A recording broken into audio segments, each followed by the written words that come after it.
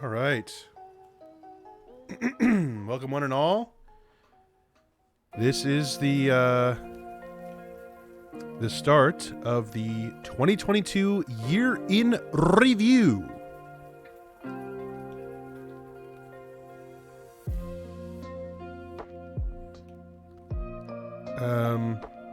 Sorry. Let's get the camera on here. Hello everybody, welcome. If you're watching the VOD, if you're watching on Liquid Wesker 57's live Twitch. Hello everyone, welcome, one and all. The 2022 year in review. So, what exactly is this? What exactly are we here for? I'll tell you. This is going to be kind of an epilogue, if you will, to my 2022 50 game challenge. If you don't know, on my YouTube channel, which is linked on the Twitch page, you can check out a playlist where I've set a goal for myself to basically beat 50 games over the course of the year. And we're gonna move on. And I accomplished the goal, and just yesterday I put out my 50th video completing the challenge. Each of those videos kind of gives my thoughts on the games as I beat them, but I thought it would be a nice little epilogue to the whole story if we did a final stream where I kind of got to talk about each of the 50 games, potentially in more depth, but more so to see kind of if my opinion has changed at all since I originally beat them at whatever point I did throughout the year. Now, what's to be taken from this, I suppose, is that I don't want to be here forever, so I'm not going to necessarily talk about every single game in super detail if I don't feel like I have much to say, or if I feel like maybe in the video I kind of said all there is to say. But certain games I know I want to go a little bit more in depth on and things like that. So without further ado, I'm not going to take too much time to get started here because we got a lot of games to go through. So if you're watching this on the VOD, I will be uploading this to my YouTube channel. So if you're watching this later, if you're watching live, either way, I appreciate it. And we're going to get started. Also, towards the end, once I go through all 50 games, I will be going through my two lists that I curated. The bottom 5, the bottom, don't drive in, well, just put the phone down. You can just listen.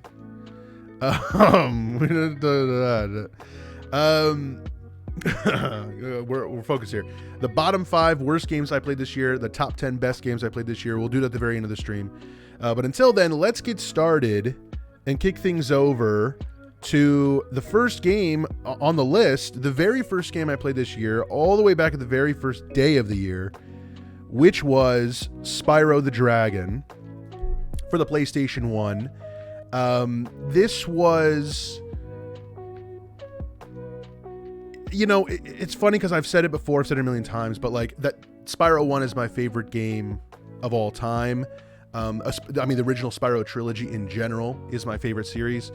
And I always enjoy playing it, you know, to start the year off with Spyro was a lot of fun, but you know, it's funny because it's one of those games where it's like, I've played it a million times and I feel like there's not a whole lot new in there for me, but when it comes to like super, you know, simplified gameplay, that stuff as I get older becomes more and more intriguing, and the frills and chills of the later games are great, but like there's something about a really simplified game. It's not easy by any stretch of the imagination. It's probably the hardest Spyro game, if I'm being honest. And I've always kind of been, I know, like, especially as a kid, like I did not like playing hard games at all. I'm very quick to put a game down forever if it was too difficult. But as I get older, I feel like I like the challenge more and more. And Spyro 1 is just, you know, it's hard, but it's rewarding. Oh, is there a reason you didn't play the remasters? So, yeah, you know, they did do I think in 2018, they did the Spyro Reignited trilogy, where they remade the first 3 games for modern consoles and PC. And I have played them, but I'm not a huge fan of the remasters. I think the remaster of 1 is pretty good. It's pretty faithful, and they made a lot of updates that I thought were cool, including like updating the dragons and such. But I'm not a fan of the remasters in general. I am a purist, and you know, I see the appeal, and I'm sure like if you had never played Spyro before, those are probably a better starting point nowadays. But yeah, I don't know, the remasters, the remaster of 3 specifically has a lot of glitches, which is unfortunate. And I didn't really like a lot of the character redesigns in 2 and that carry over into 3 as well. I'm sure it is, and you have every right to make that decision. You also have every right to be an idiot. But you know, that we're not here to judge that, of course. We are here to. I appreciate everybody in the chat. We are here to talk about the game. So I feel like, you know, when it comes to Spyro 1, you gotta play it to really understand. I think we got a trouble in the chat. When you say redesigns, was it a Lola Bunny situation? No, just like I felt like the redesigns were not faithful to the original designs. Now, granted, it's a PS1 game; they're polygonal as all hell. You know, it's like but I just didn't think like Ripto and Hunter. I just thought they were. I don't know. I was not a fan of how they looked. They thought they were too sexy. It was said they were just, I don't know. I didn't like them. Also, I didn't like that they recast the voice of Hunter, who's one of the main characters in 2 and 3. Even though the voice actor is also the voice of Ripto, who they brought back for Ripto, so they deliberately like didn't use him for Hunter, which is like so fucking stupid in my opinion. But anyway, I don't want to get too caught up on. We're gonna ignore that. We're gonna get caught up on that. But we are gonna move on to the next game, which. So the second game I played in 2022 was Rip Torn. We be careful what you type in the chat. Just a message to people in the chat. It will be blocked. So the second game I played in 2022 was Halo Infinite, which is so funny because this is like the first game I think of when I think of like instantly forgettable. Like I feel like I'm a big Halo fan. I've loved Halo pretty much ever since 2 came out. I've been a huge. Can't talk about Return. No, not you. Another member of the chat was posting something inappropriate. But Rip Torn did rob a bank and allegedly, and was not the voice of Ripto, unfortunately. But with Halo Infinite, it's funny because I like it. I've always been a fan, as I said, like since Halo 2. But Halo Infinite was this like promise that I feel like they couldn't keep. It was like we promise, this is going to be the one. And like it wasn't by any stretch of the imagination. Yeah, and it's funny because I didn't really talk about this, I don't think, a lot in the video, but the thing is, we played a lot of the multiplayer, right? And I enjoyed the multiplayer for what it was, especially at the early like first month or two. First of all, the multiplayer was free, which was a brilliant idea, which they'd obviously never done with a Halo game before. But the concept of the multiplayer focusing more on a battle pass-esque system, maybe not the best decision, but if it meant making it free, I think it was worth it. It certainly got probably a lot more eyes on the game than were ever going to pick it up. But actually playing through the campaign, I was so disappointed just because it felt like it was just another chapter. It was just another piece of the puzzle, and it's like, you guys had an opportunity to really wrap this up after so many years, especially because of, with Halo 4 and 5, which were kind of mixed response. And it's like, oh, you just give it a solid ending. And I feel like they really chickened out and just kind of gave another fine, a game in the series. But yeah, I don't know. It didn't work for me. And I feel like, I remember in the review, I was very frustrated because of the final boss, which is one of those things where it's like, in hindsight now, it's like I barely even remember it, whether that's a good or bad thing. But like I just feel like this game is so fucking forgettable, and it's I couldn't even get mad about it because it's like, Yeah, I kind of remember the bosses being disappointing, but it's like, man, I don't know. I just feel like it wasn't. Yeah, I don't think anybody's playing Halo anymore. I can't imagine they have very many people playing at all. Thing is, I wonder if it was the right call in the long run, since it doesn't seem like much of the audience that tried it because it was free kept up with it until now.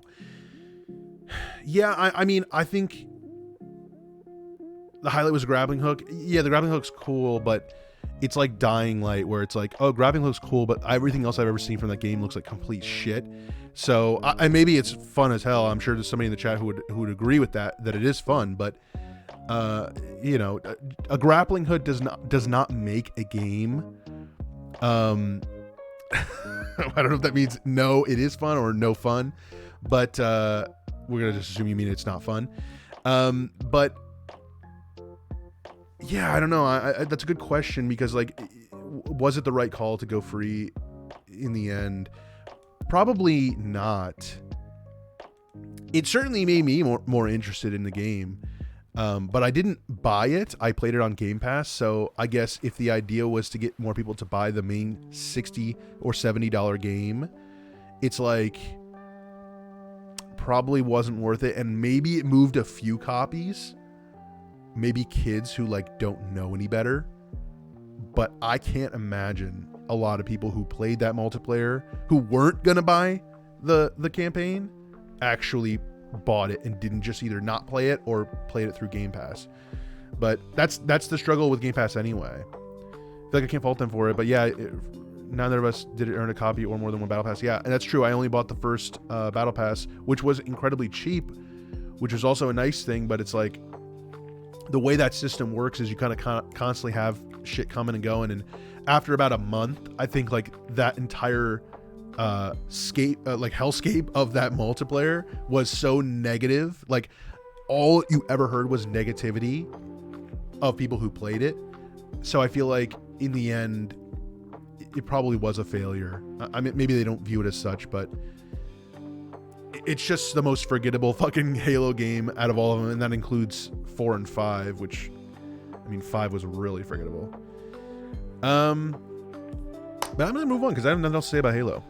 I'm going to talk about the third game I played, which was Jazzpunk. So, do you think the Battle Pass and challenge system encourage playing only for objectives? What is wrong with you? Not you, but what is wrong with you?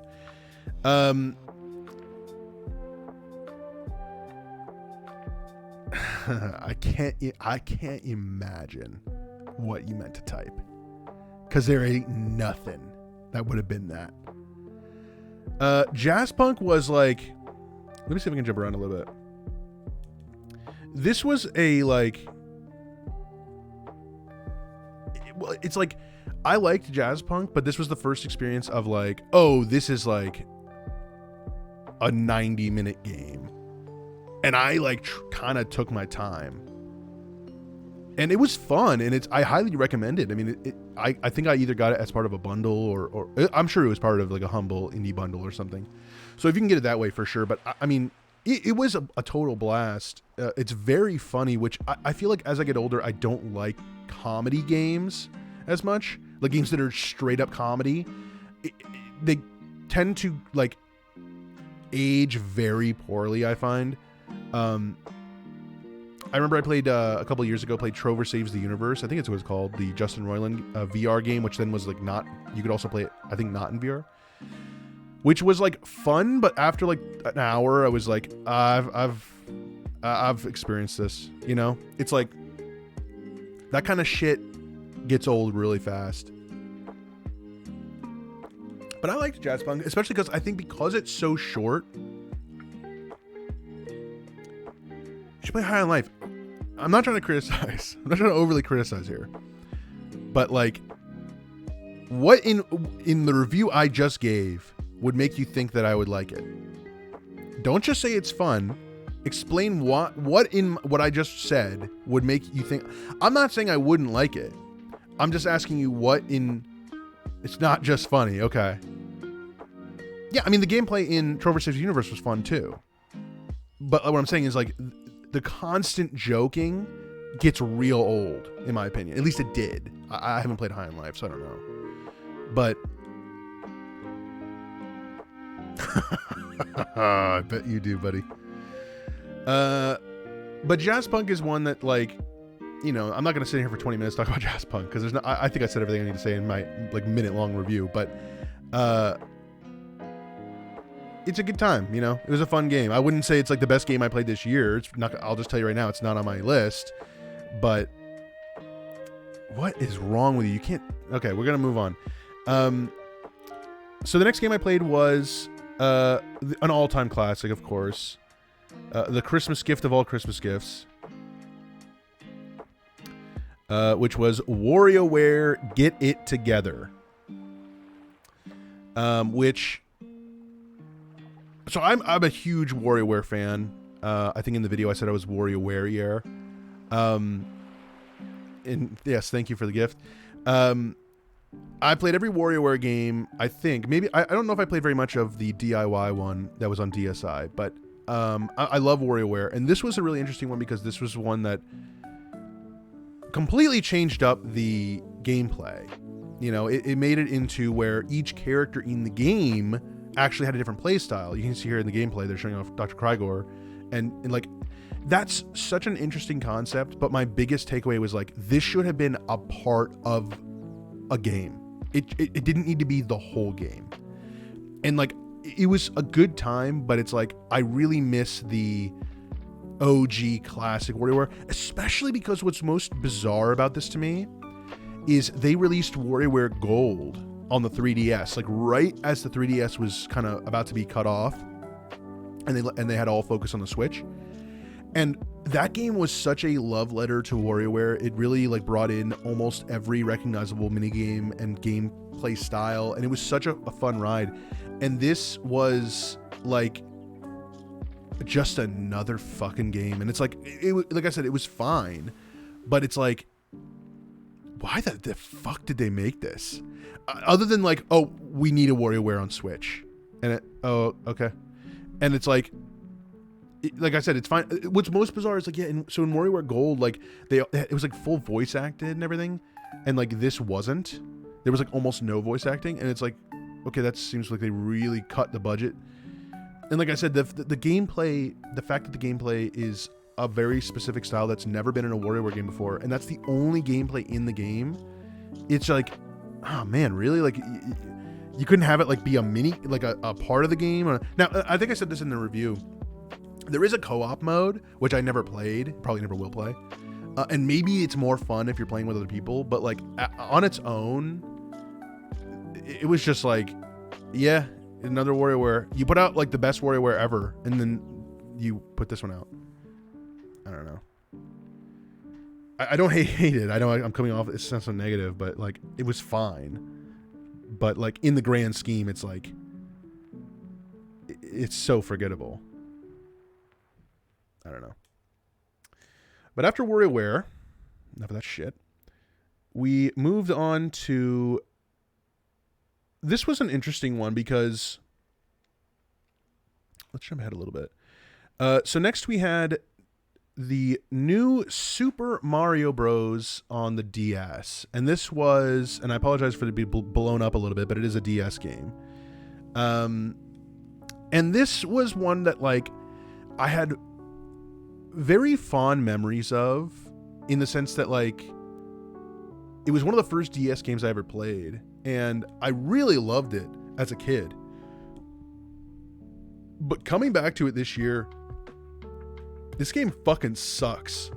This game is like, it's just so basic, and like it's not bad. Like I should say, like the controls aren't bad. It's not like it's shitty.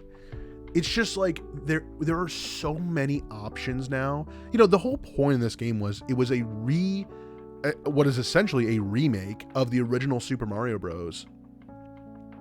Or that type of game, where you just kind of go through all the worlds in these new graphics, and it was like, oh, this is cool. But now there's been so many of these type of games, it really makes this like the most basic bitch of them all.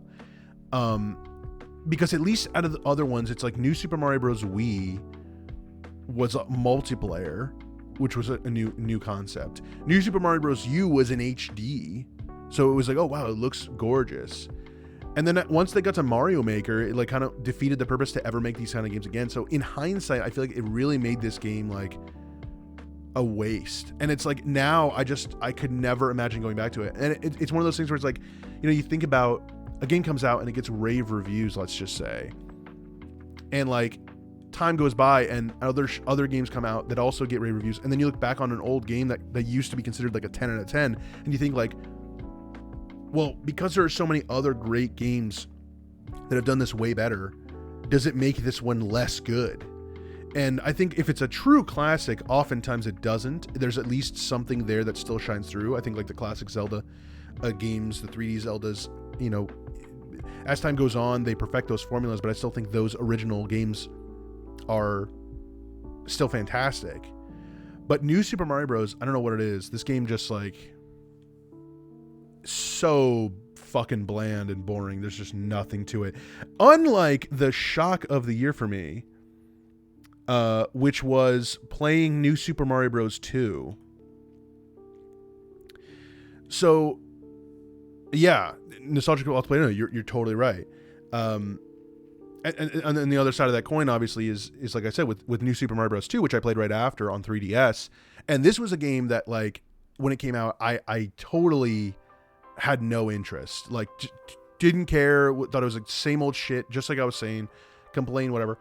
And I remember I got it and I played it and I thought it was pretty basic, pretty average, nothing special.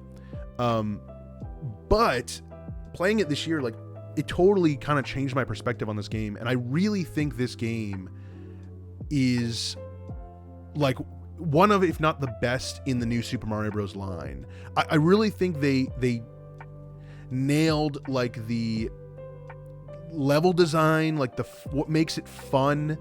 The coin aspect, which was, you know, the gimmick basically, which was like all about collecting coins. I could do without that. I don't really give a shit about that.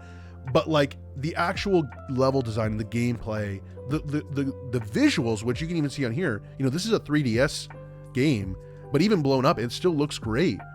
And it's like, I really think this was one of those games where, unfortunately, just because everyone was so tired of the New Super Mario Bros. Line, this kind of just fell to the wayside, kind of just came out and nobody gave a shit. Right. Yeah, exactly. This was like, visually it's stunning, and it's like, this was on 3DS, which was a powerful system.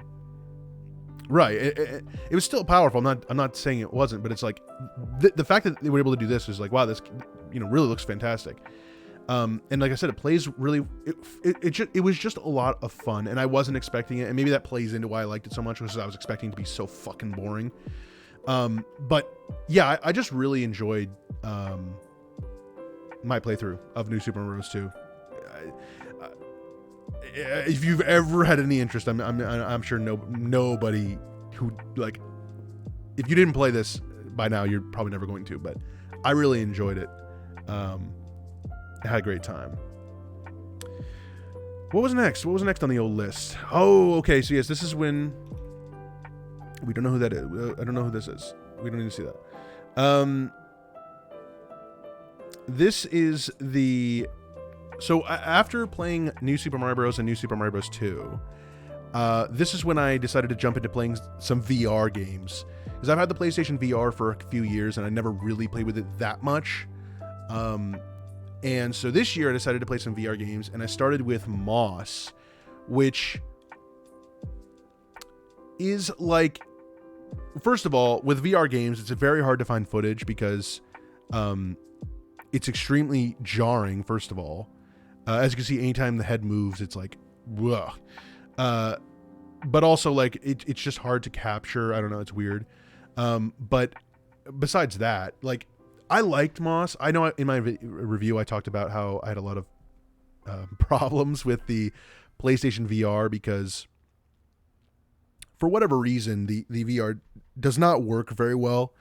And hopefully the VR 2 for the PS5 works better, but the PSVR was a very janky headset. What is this guy doing in this footage? He's literally just spinning this fucking wheel over and over again.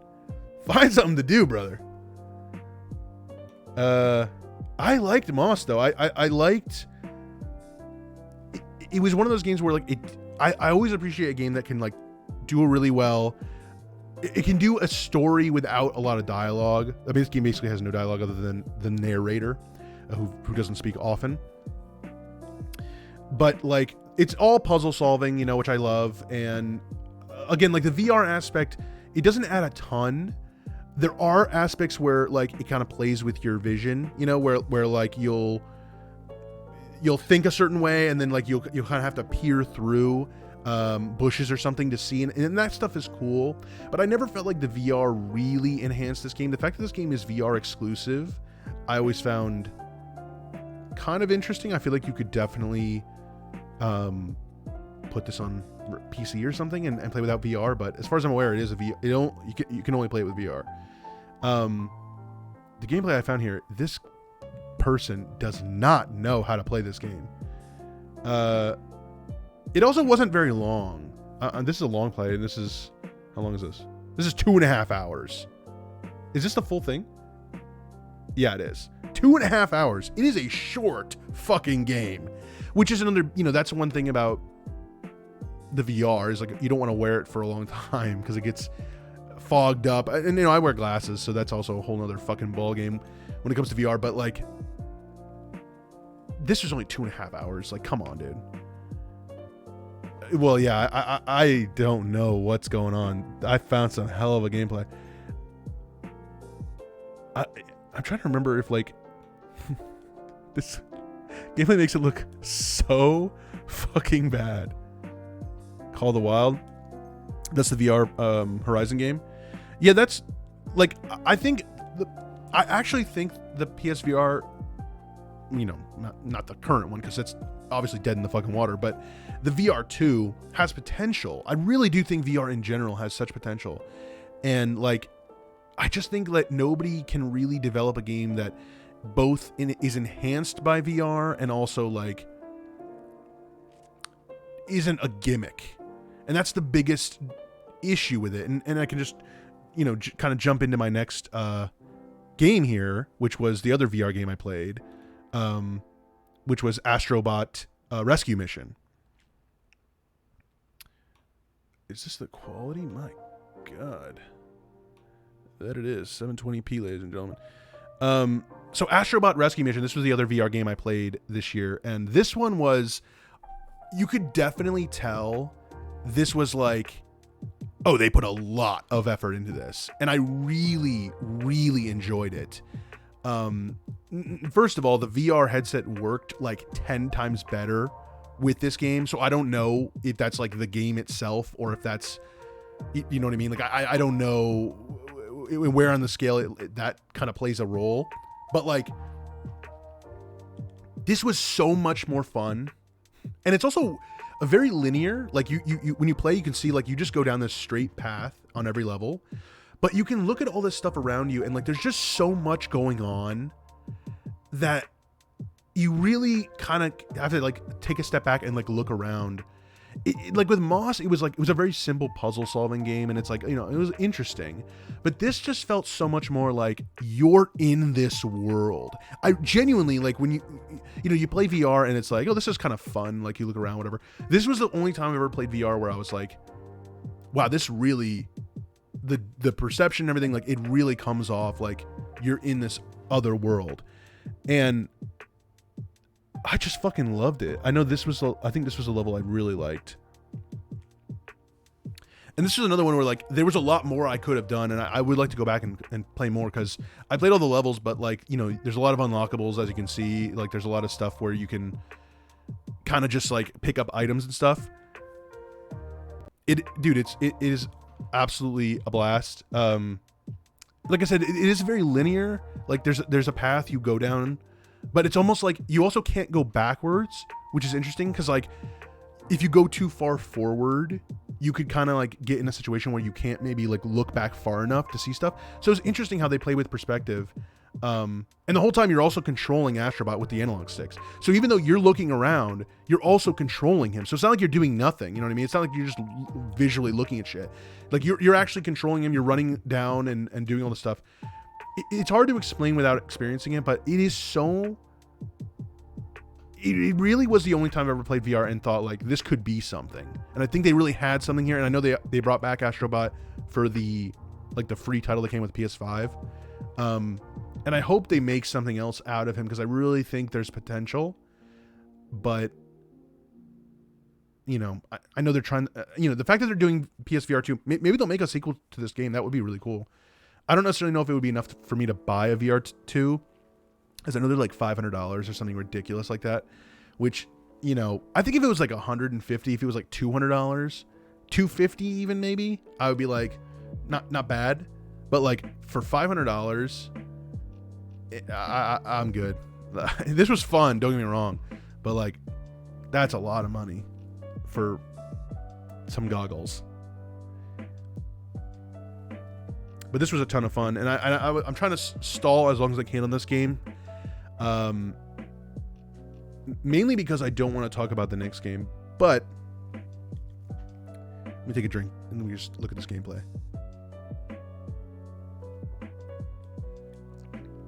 Probably VR, any new major console, really. Next! God damn. Fuck. Alright. Well, next we have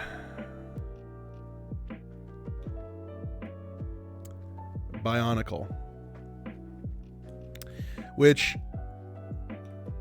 I need exclusives to justify the price point, but if you make them too desirable, all the people who don't/can't buy in get pissed. Yeah, that's true. I see. I could definitely tell, or I can definitely imagine why they wouldn't put a lot of money in to the development of these games, because of that. Yeah, you cause a rift, and inevitably, no matter what, VR games are never going to sell as much as a non-VR game, no matter what. So I get it. Remember when they were like, the thing is, like, remember they were selling like Skyrim and shit in VR, which was like, whoa, that's cool, but you have to pay for it again. Like it was like $50 or whatever, and it's like, huh?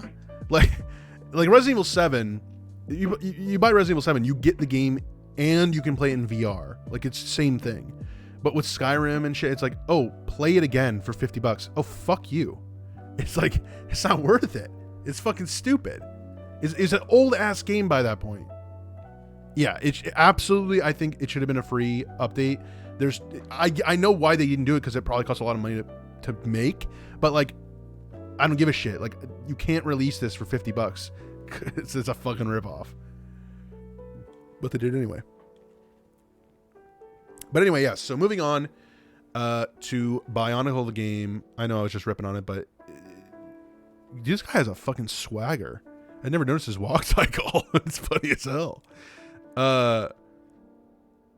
What is there to say about Bionicle? This was a somewhat of, I mean, not somewhat. It was a straight up just a joke entry, because I thought it would be funny to play a game that I knew was short, but also a game that would be fun, and like you know, those early I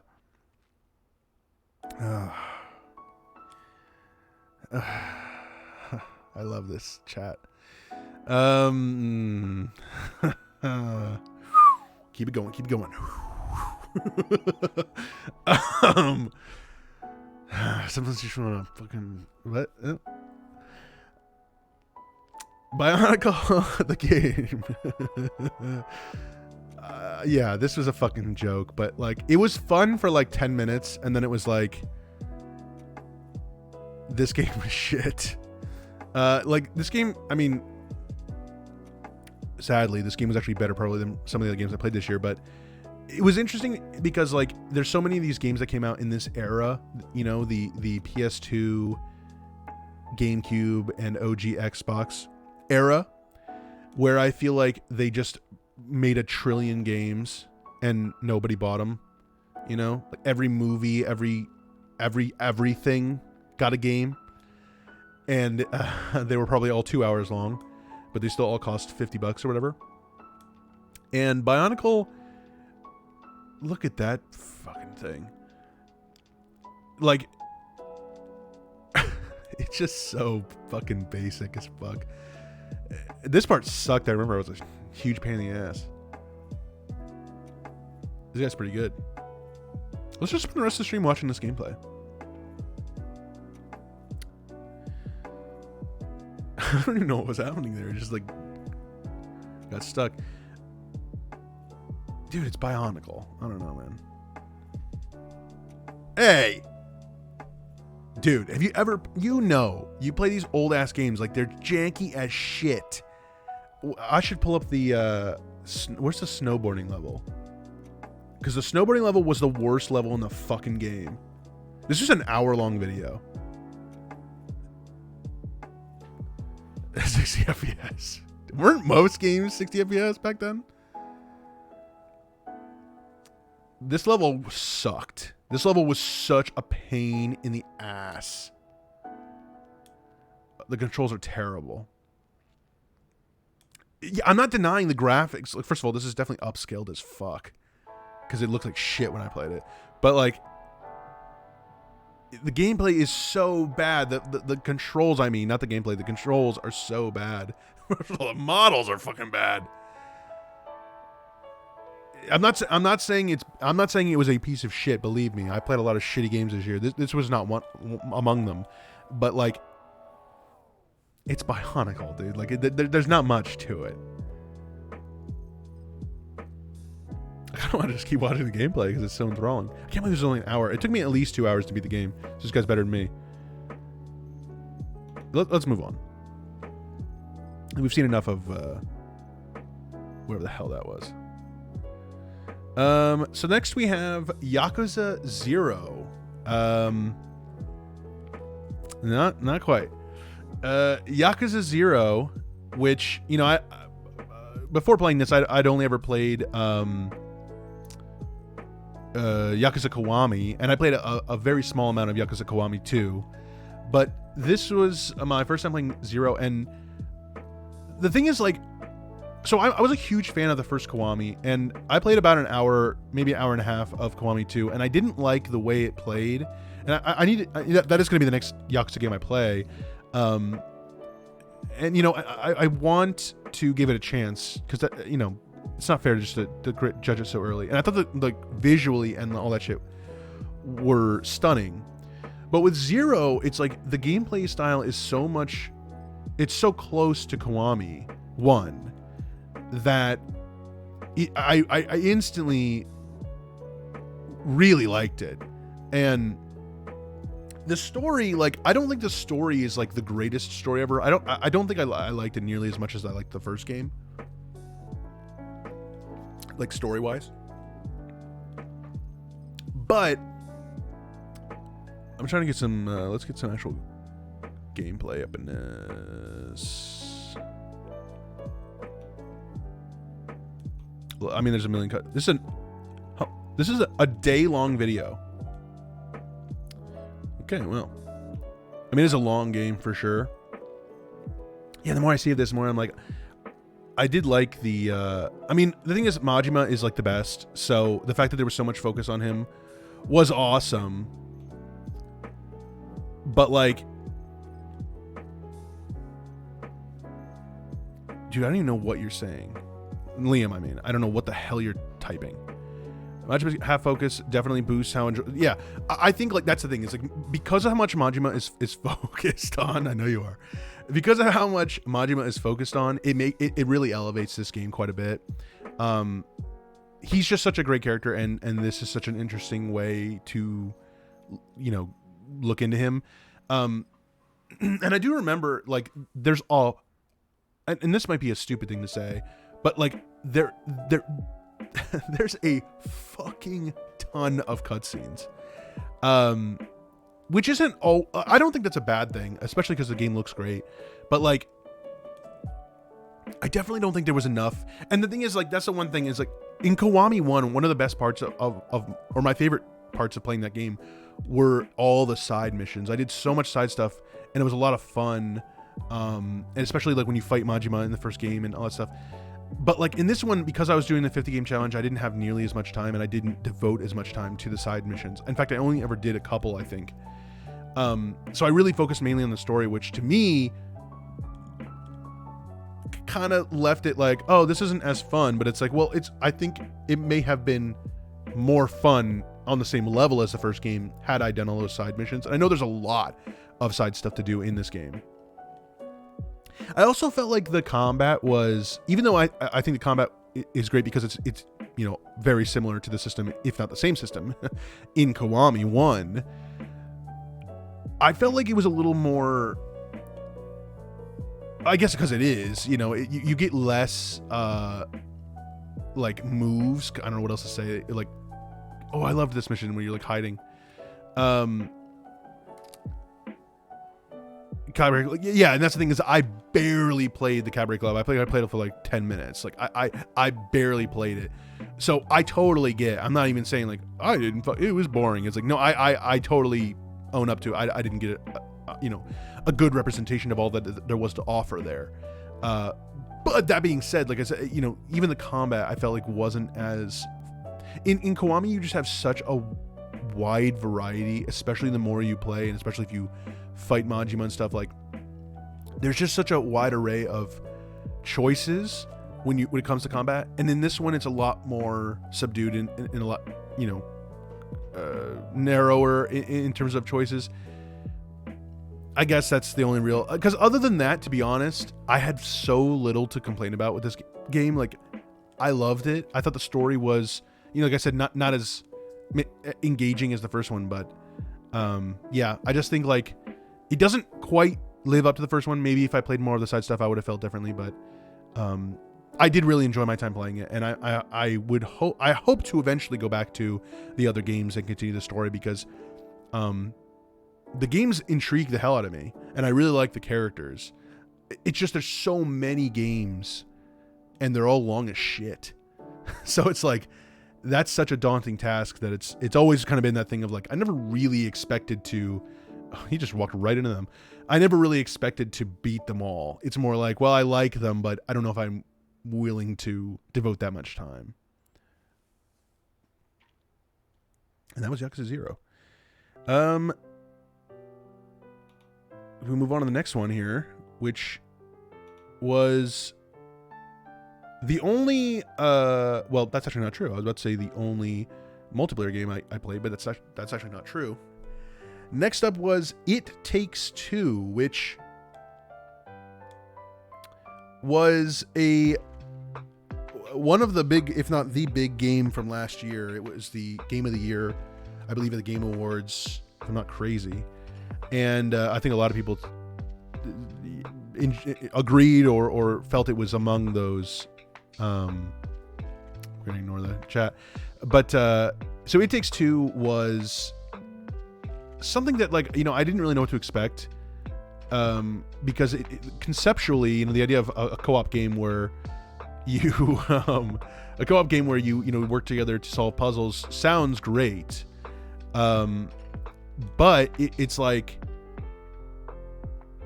you know, how much else is there? Is there story, you know, that keeps you interested? Is the gameplay strong enough? And at the end of the day, I feel like I really enjoyed this game quite a bit. I felt like it, you know, the story wasn't the greatest. I remember I had a bit of a problem with the characters in that they're not very likable.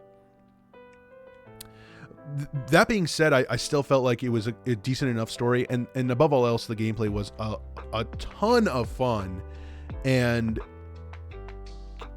you know, the funny thing is, like, when you first play the game, like right here in the gameplay, you can see here, like, you start off with these items, these weapons, and like, I felt like, oh, this is going to be something you have, you know, they're going to build on this. And it's like, each level you get different items and different weapons, which was so interesting and so brilliant, especially because, like, depending on who you chose of the characters, you got different weapons and you can't switch them. So it's like, you really get to have a unique experience as opposed to the other person you're playing with.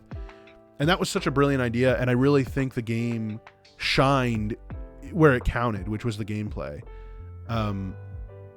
And I played this with Ryan, my friend, and you know, that was a lot of fun.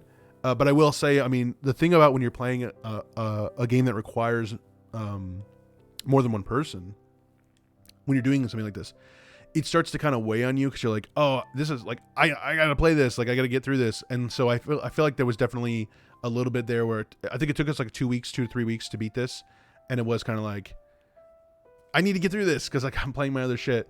But you know, it's something to take into consideration, obviously, if you're doing something like this. Otherwise, I really enjoyed this game. I thought it was not a surprise because you got so much accolades and there's so many accolades and such adoration that it's not that surprising. But I guess it was a pleasant surprise. You know what I mean? It was something that I'm glad lived up to the hype, I guess. Moving on. Let's talk about Steven Universe Save the Light. Very impressed by how fun and varied the gameplay segments were. Yeah. What is this music?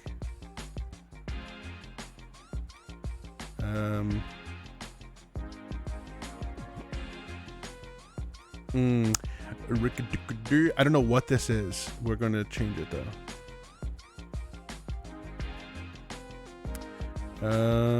I can't seem to change it. Oh, I'm sorry. Here we go. Okay.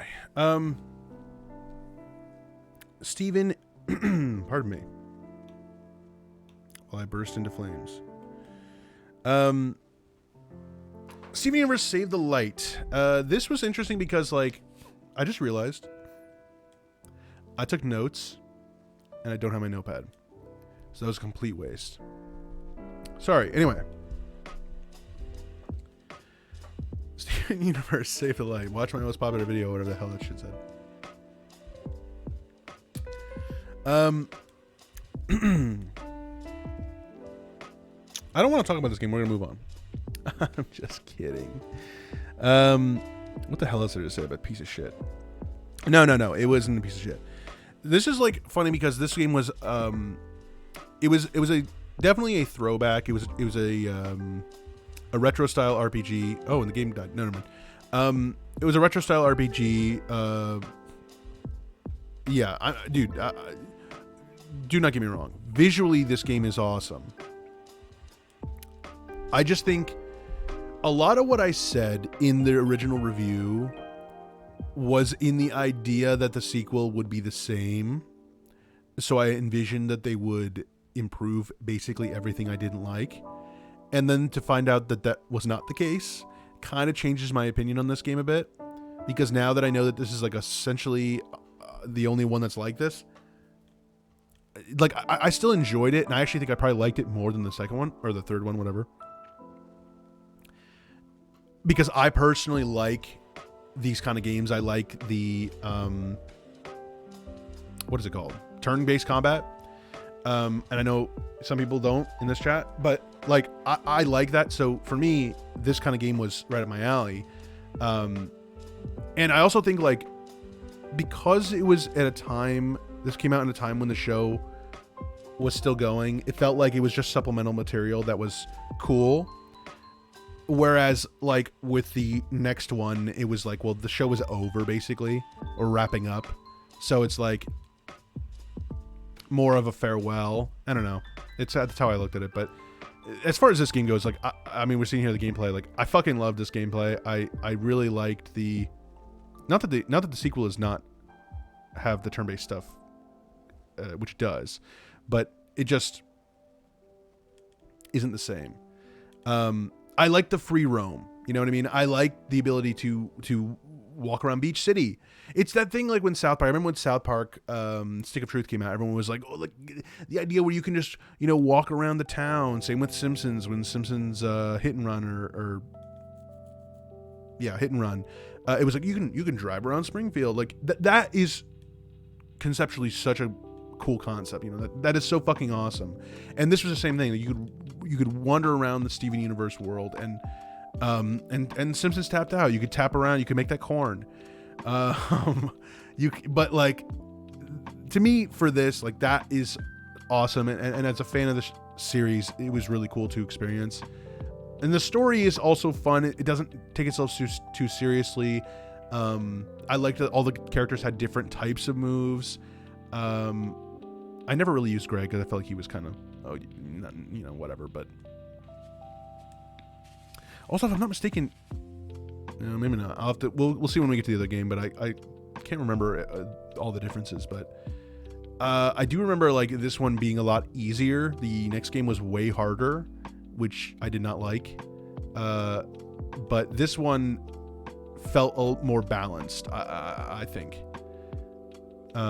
This looks great though. I just watching this I love the style. It's also interesting because the style is based on in the show, when they would like have far away shots, they would use a model of Steven that would look like this instead of the normal model. And so I like the idea that all the characters are based on the same look that they used in the show. Just a cool touch that I liked. But this was a good time. I enjoyed it. It wasn't the greatest game I ever played by any means, but for a really simple RPG based on a show I love, couldn't really ask for a ton more. There was some annoying shit. I remember like the character swap out system is really frustrating because you can't just swap out characters. You have to like go to the very beginning of a level to do that, which is a huge pain in the ass, especially when you walk all the way to the end of the level, realize you need a different character and go all the way back to the beginning. That's a huge pain. Which I guess you could say in the next game is better because you just quickly swap through all the screens and get back to the beginning. But I'm talking about this shit. Let's talk about the greatest video game ever made.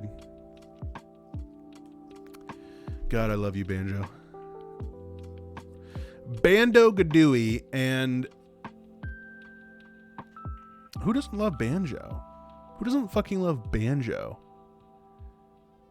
Alright, I wanted to watch this opening, but now I'm like, fuck this. What's the best game? What's the best level? Mad Monster Mansion. Oh, I already used that in the video, though. Let's watch Rusty Bucket Bag, because this level is horrible. Oh, he's doing the ultimate jiggy. Oh, oh, never mind. Sorry, I thought there was only 2 seconds left. There was 10 seconds left. Yeah, Rusty Bucket Bay is rough. I don't know what else to say about Banjo that I didn't say in the video. I pretty much agree with everything I said. This is a game that I've loved for many years. And again, I kind of had FOMO because I feel like I didn't play it when it first came out when I was a kid because I didn't have an N64. But to play it a few years later and fall in love with it, and I mean, I feel like I played this game at least every year, if not every other year, for some reason or another. We have history with this game, my friends, because when we were Let's Playing this on our old YouTube channel, there was an issue where what did happen? The game glitched or some shit, and we had to like replay the whole game all over again. It was a huge pain, but yeah, we ended up beating it twice. So this game is like forever engraved in my memory for multiple reasons. I have like so many different associated memories with this game, but I absolutely love it. And even just watching it now, it's like, it's funny that they've never really been able to recapture this in any way, shape, or form in any game. And they've tried so many times through Yooka-Laylee or through Hat in Time or through even Banjo-Tooie. I feel like they've just never really been able to capture the charm of the first one, of Banjo-Kazooie. I don't know. This game is frustrating at points. I mean, this level alone is extremely fucking annoying. But even this, I still am like, I want to play this, you know? In fact, even their own games haven't done it is the most telling. It's just a lightning in a bottle situation. Yeah, I agree. I really think it really is like one of those things where, it kind of just came out of fucking nowhere. It doesn't do anything crazy new. It kind of just is Super Mario 64, basically. It really boiled down into a nutshell. I don't even want to guess that grunty fight.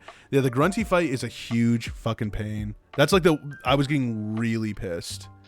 Watch, this guy's gonna kill him in like 2 seconds. But when I was playing this earlier this year, like I was getting fucking furious because this fight is a huge pain.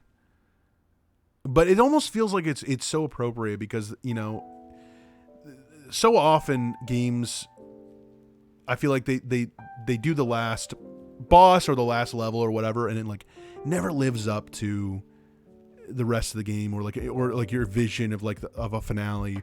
But I feel like this is such a challenge that it's almost worth it, but it just barely annoys you enough to be like, nah, it's not worth it. But I love this game dearly, and something about the combination of Arkham Asylum, that's a great example, because that game is so well done from start to finish, and then that final fight fucking sucks. And this, like, in a different way, you know, it doesn't suck because it's hard, it sucks because it's fucking lame. But like, yeah, this game just the control, above all else, like the control feels fantastic. The moves feel good to do. They give you them at such a good rate where you never feel like you never feel like you're doing the same shit over and over again. You get a bunch of new shit, you know, and it just, it doesn't do that shit where like you beat a level but then you can't finish it because you don't have what you need. Only once, if I can recall correctly, that it does that. Whereas like I know in 2E, that's basically the whole fucking game. Which I that's so frustrating too. That's annoying as hell. Ooh, he almost died. But this game is just like, I love it. And I know some people in this chat hate it, but I love it. And I hate you if you don't. We'll move on, because I've said all I can say about Bando Gadooie. Let's talk about Bastion. A game that, you know, the thing with Bastion is like, this game looks fantastic. Just watching this, like, this looks fucking amazing.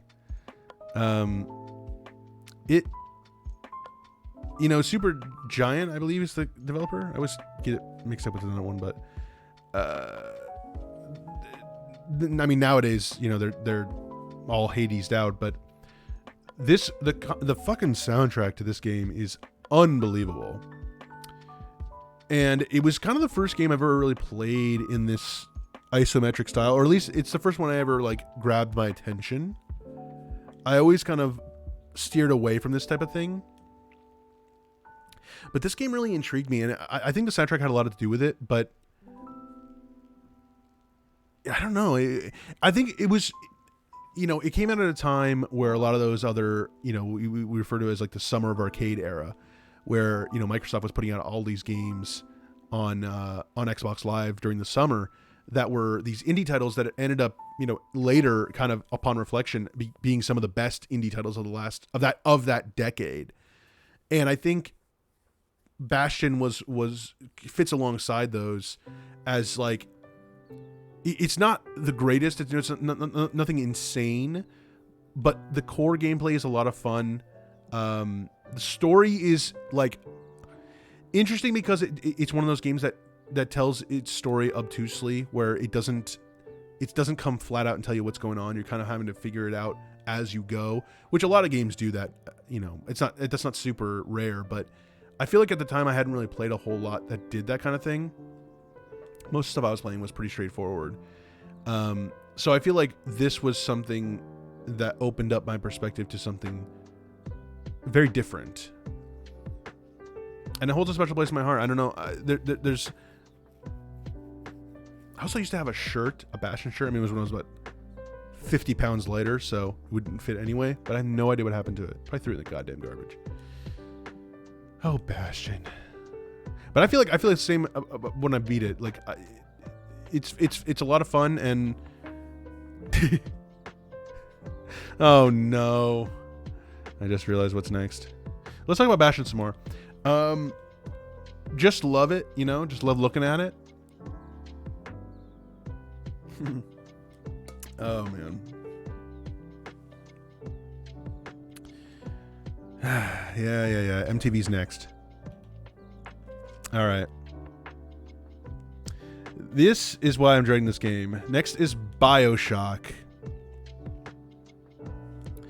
which is, you know, it's funny because like I love BioShock.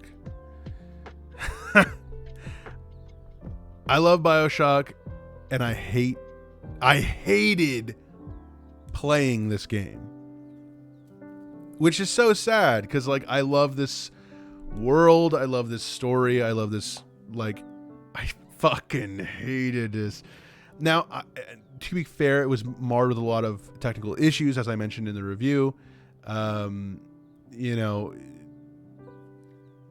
big letdown in my memory of your playthrough of it, of when you played it. I know you said you tried recently, but I don't know if you're talking about, you know, back when you played it earlier.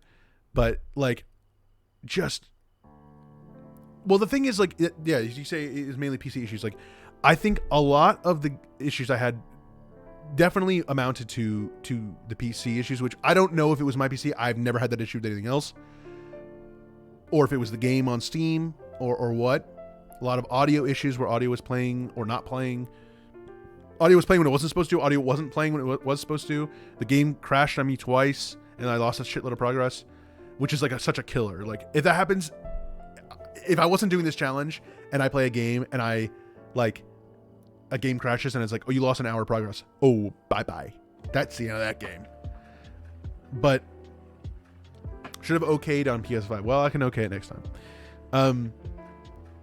But also, like, the game, like, there were so many parts of the game that frustrated me because it presents itself as such a, like, if you play stealthy, you get rewarded. But that's not fucking true. Because if you play stealthy or if you don't play stealthy, it doesn't fucking matter. You will get destroyed. Because they built the game obviously with certain like mechanics in mind, such as there must be like a big daddy on the floor at all times or whatever. So like if you kill a big daddy, it will respawn fucking instantly and oftentimes right on top of you. And it's like you lose so much health and ammo and shit to a fucking big daddy. It's so frustrating. On top of that, the game plays its hand too many times because the biggest like sting of the game, if you will, it's sting. The biggest sting of the game is that you'll go to an area, you'll clear it out, you'll leave the area, you come back to the area, and then there's enemies there who weren't there before. That's like the thing they do in every single fucking area. And after the first like 3 times, and you're like, oh shit, I didn't think there were gonna be people here. It gets fucking old. And it's just like over and over and over again. And every time you run into more people, you're wasting more ammo, you're losing more health, you're wasting Eve. Like, I got so fucking tired of it. And I talked about this in the video, but like there's so many split paths that like lead fucking nowhere. And it's like, it's not really rewarding because all you ever find is like, oh, here's a tape. It's like, cool. Cool. Like, occasionally you'll find like, you might get like a plasmid. Are they called plasmids in this game? What are they called in Infinite? I can't remember. But you'll find maybe like a one of those, you know, early maybe, which is, I guess, cool, but it's not that rewarding. Like, this is a great scene. This is such a great scene. All the story elements, all the cinematic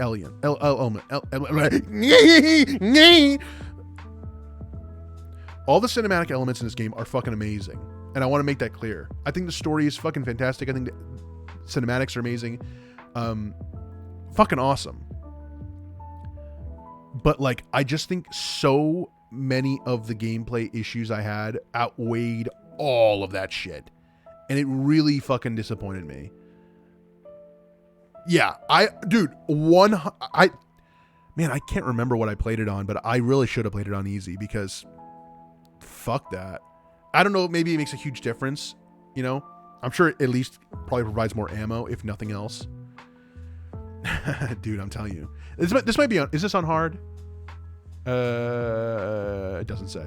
But I mean, if it might be on hard, but stuff like that, like it's so clever. It's so fucking clever when it sets up traps like that, where it's like, oh, there's water. If you use your brain, you can, you know, use your electrobolt and it will, you know, kill them. And like that's so cool. But again, they play that hand like 1,000 times in the game, and it's like, okay, well, we've done this, so it's like I feel like they had so many interesting ideas, but like they probably had like 20 interesting ideas, and then they just spread those over a game that was way too long.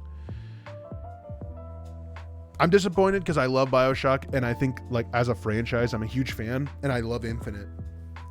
But this was such a fucking letdown. It really was a letdown. I don't want to think about this fucking game anymore. All right, let's move on. Not whatever that is. So, sponsored by whatever that is in the corner. You'll be there for Levine's next game. Next! I will be there for Levine's next game. I'll be honest. I'll be 100% honest. From the trailer, it looks cool, but it looks like kind of generic. Like I don't know how to explain this. Like it didn't instantly upon watching it, I did not think this is a really interesting vision. I thought this looks like a lot of other shit. So yeah, it also looks very similar to BioShock, which I get it, but like I'm still gonna probably play it day one. Atomic Heart, yeah, and I don't know who's behind that, but that does look cool. You can't go away for 10 years and then come back with something exactly. Yeah, and that's the thing is like this is his big return, and I agree with what Liam was saying. Like Atomic Heart looks, Atomic Heart. I think I said this when I saw the trailer. Like it looks cool. It looks like it's gonna be 2 hours long. Maybe I'm wrong, but like I just feel like I don't have a feeling this is gonna be an incredibly short game, but I'm there for his next game. I'm just not like all in. I'm like, I'll probably play it, but I don't know if I'm necessarily gonna be like head over heels. We'll see. But next we have Inside, for the makers of Limbo. And I'm a big fan of Limbo. Played it back in the Summer of Arcade when it came out, and was a big fan of it. Thought it was really interesting and different. And Inside came out, and shout out to gmdb.tv over in the corner. Couldn't put it in the other corner, I guess. But I never played Inside when it came out. Got it spoiled for me very quickly. Actually, did I? I can't remember. I think I did. I know I did, but I don't remember if it was right away. But upon finally playing it for the first time this year, I really liked it. I didn't think it was like the greatest game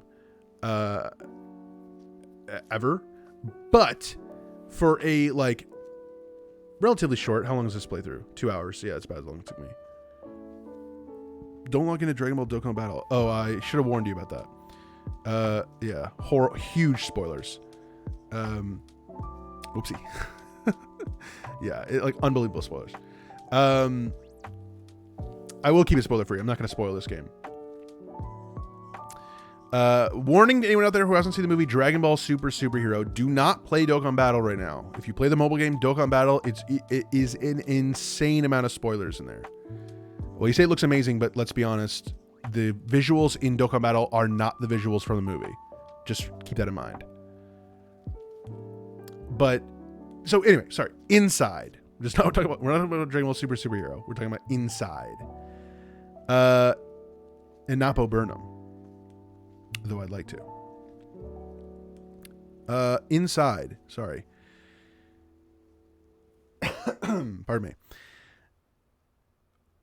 For a short game. Oh, I saw a cut there. This guy sucks. He messed up. I don't know why I said for a short game. There's nothing to do with what I was about to say. This was like such a visual. Yeah, we remember. And don't bring it up. This was such a visual stunner because like this for a game again, game with no dialogue. Why are the emojis so big? For a game with no dialogue, it's purely, visual storytelling. It really does a fantastic job. And it's also one of those games where like you really have to think, like not crazy, you know. It's the puzzles aren't obnoxiously hard, but there were many times in the game where I remember playing and thinking like, what the hell am I supposed to do? But like, you know, you really get into this zone with it. And I remember I complained about this in the review. Like the biggest detriment I think of the game is the fact that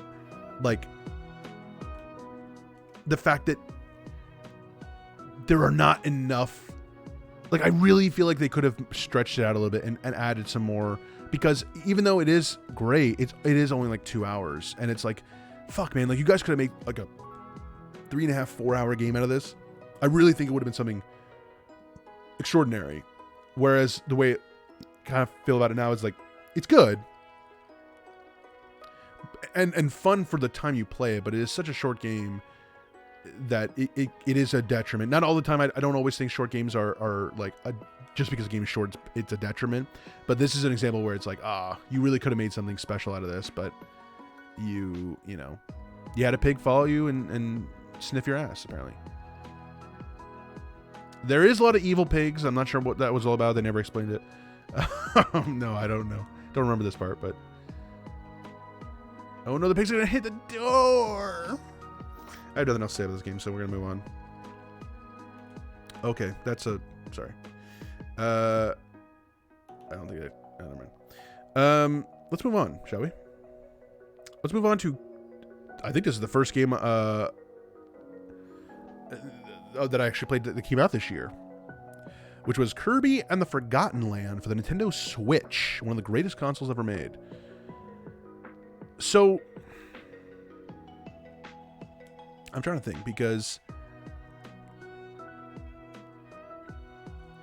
I love Kirby. Been a Kirby fan my whole life, essentially. Love Kirby's Adventure, love Kirby Return to Dreamland, or not Return to Dreamland, fucking Return, I don't think I've ever played that. Nightmare in Dreamland. Love Triple Deluxe. And so coming to this is like, you know, the big thing with this game was like, it's the first true open 3D game with Kirby. And it's like, oh, cool, that's fucking awesome. Like, it's the one thing that I felt like has been missing from Kirby is the idea of like just kind of doing whatever you want, going wherever you want. They released the trailers. It looked awesome. And then it came out and it's like, it is cool. And I like the game, you know, in general, but like, it is way more linear than I think they let on. You like, first of all, like you see here, like there's like a world map, which I don't think is necessarily a bad thing, but it's just like, okay, so you can't just like go wherever you want. You know, you're on a world map and there's separate levels. And when you get in the levels, you're on a track here. Like you can move freely, like in every dimension. You don't have to like stay, you know, in the middle plane, but like you're still on a track. It's still a linear pathway. So it's like, and yeah, and they added these transformations where you could kind of like become these big things, which were kind of fucking bizarre because like Kirby can absorb shit, but he can't absorb certain things, including a car, even though I'm like, that hasn't he absorbed cars in the past? Or vehicles of some kind? Like the gameplay is fun. Like this was a lot of fun. And it was one of the early games of the year. So I think a lot of people kind of quickly were like, this is a game of the year candidate. And then like halfway through the year, I was like, no, it's not. But for what it was, I mean, it's a great, I'm not dissing the game, don't get me wrong.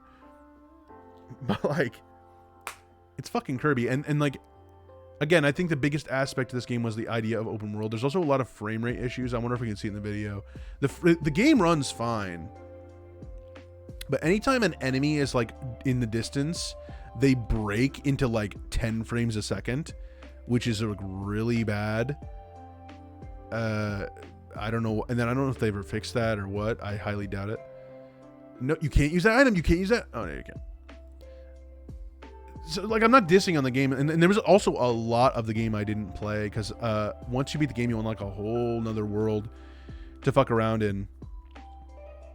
And you have to keep 60 FPS on PS4. Yeah, I wonder if that's what it was. Like, it was too much on screen, so they were like, we gotta make the enemies in the background like shit. Which is like, it's not a, you know, it's like when you get those glitches in games that are like, you know, stupid. It's like, it doesn't ruin the game, but it does make you think like, really? Especially if it's like a big studio, you're like, it's a fucking brand new game and you couldn't get this fixed. And it might be a limitation of the consoles for all I know. But, you know, this isn't a fucking visual wonder. It's fucking Kirby. You know? It's like, it looks good, but it doesn't look like fucking astonishing. I don't know. And I feel like I have nothing to say about Kirby. It was fine. I enjoyed it for what it was, but like it didn't blow me away. I don't see myself going back to it for a long time. I'd probably play Kirby Triple Deluxe before I play this again. Just because at least that was like a really like fun short game, and this is like not long, but like it's definitely not a short game. Especially if you want to get everything, which is also a huge pain in the ass. There's a lot of collectibles and shit. I didn't even want to bother with that. Let's move on to one that's going to be very quick. We're going to move on very quickly from this one, which was the next game I played, Far Cry 3 Blood Dragon. One of the greatest games ever made. Far Cry 3 Blood Dragon, and I will preface this by saying I have never played a Far Cry game outside of this one, specifically Blood Dragon. And my experience playing through this year was, this game feels like shit. I mean, everything felt sluggish. And I don't remember feeling that way when it came out, because I did play this, I think, almost immediately, if not very soon after it came out, because I was so intrigued by the concept, the old school retro look. Like, I really like this even today. It's very cheesy, you know, they play it up the 80s action movie aesthetic. And that's great. But like the core gameplay is still built in Far Cry 3. And again, I've never played Far Cry 3, the base game, so I don't know. But like, it was very sluggish. Everything felt like you had to take forever. If you wanted to pick up an item, and it was like, oh, you know, hold X to, or no, not even hold X. Press X to pick this up. Press X, it doesn't pick it up. Oh, you have to like hold X for like 3 seconds. It was just like, really? Like to pick up like ammo or whatever? It was just like, this is so archaic, and it's not even that old of a game. But it just felt like, I loved the dragons. Let me just say, I didn't really talk about this in the video, but like the dragons are fucking dope. And I think like the best part of the game by far is being able to get the hearts and call a dragon. Like this is by far my favorite part of the game. Look at those things. These are awesome as hell. Well, they're not even dragons. I guess they're more like T-Rexes, basically. Well, they have long arms. But I loved the dragons, and I definitely didn't use them enough. I probably should have just only ever used them. But that is, like, without a doubt, the most fun part of the game. The rest of the game, I could fucking go without it. It wasn't, like, I don't look back on this and like, oh, this was shit. But it is like, I'm good. I've had my playthrough.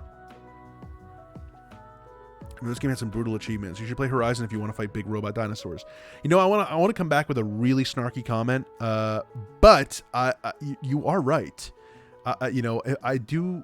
Can you control them like in this game? Like there's one for headshotting a sniper during one specific mission. I can imagine the achievements being a huge pain in the ass. I never even bothered with those.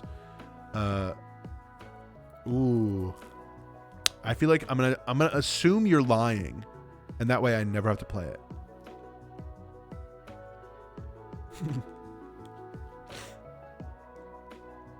I hope that's okay with you. We're going to move on. It's the greatest game I've ever played. I mean, you can ride them and make them fight with you. But can you literally like throw a thing and make them go after another person? Because if you can't do that specific action, it's not fucking worth it.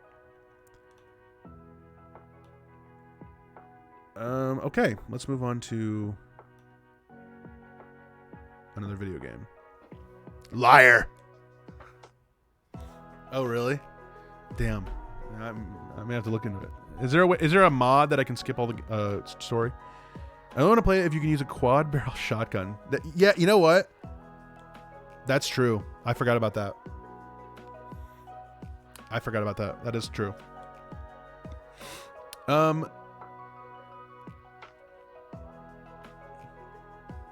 The start button? I don't know what you're saying.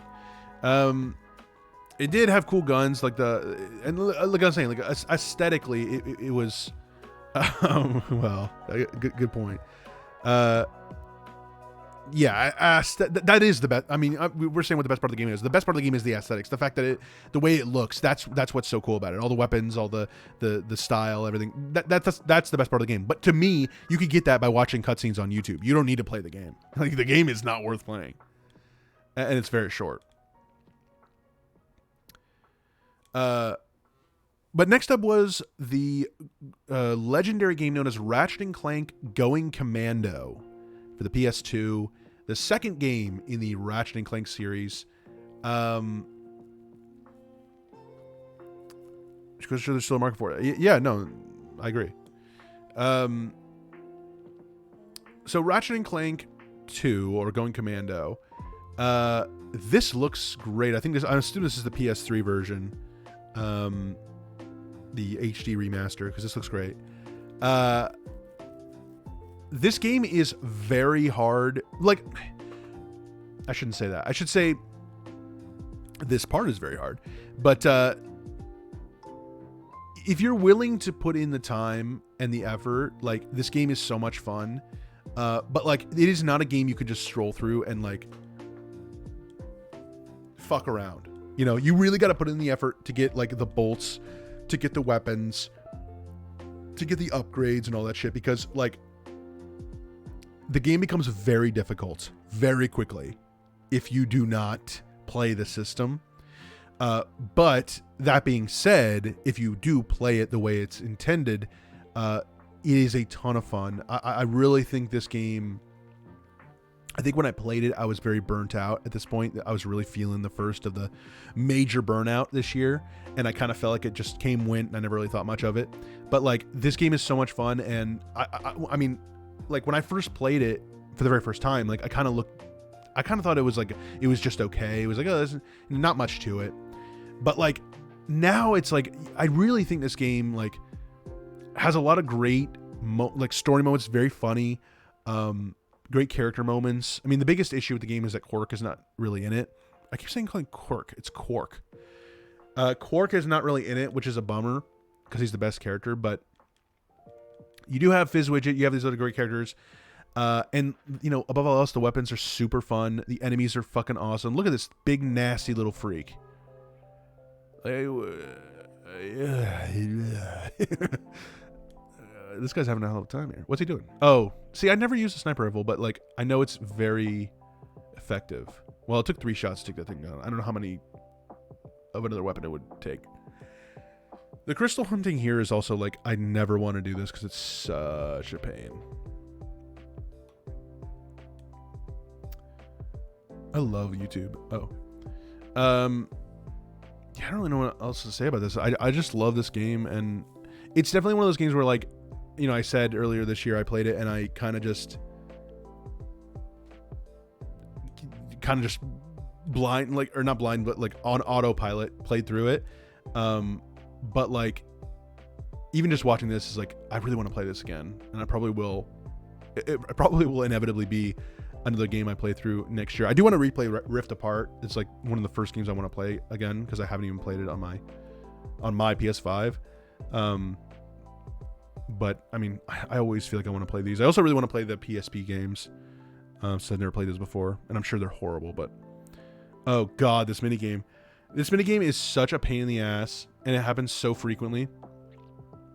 This guy did a pretty good job, but it really is just trial and error. I'm not going to waste too much time on this because I obviously have nothing else to say. Let's move on to Nier Automata, or Automata. I don't know how you pronounce it, but I've always assumed it's Automata since it's automaton. This was such a I talked about this in the video. I'm not going to go too deep on it, but this was like a game I've wanted to play for so long, and I played a little bit of it and then never really went back to it. I said in the review that it's in my opinion, the greatest video game soundtrack of all time, and I still stand by that. And this was my first time ever actually playing through the whole game, and I did do 3 playthroughs, which is, I think, is the minimum to get the full story. But you can do a ton. I mean, there's like 20 something. I don't know if there's that many, but there's a lot of different playthroughs you can do. But I think 3 is the minimum for the full story, or you know, the full story, whatever you want to call that. Most controversial review. What? Simply because of the soundtrack? I mean, don't get me wrong. There's a million incredible video game soundtracks, and I think,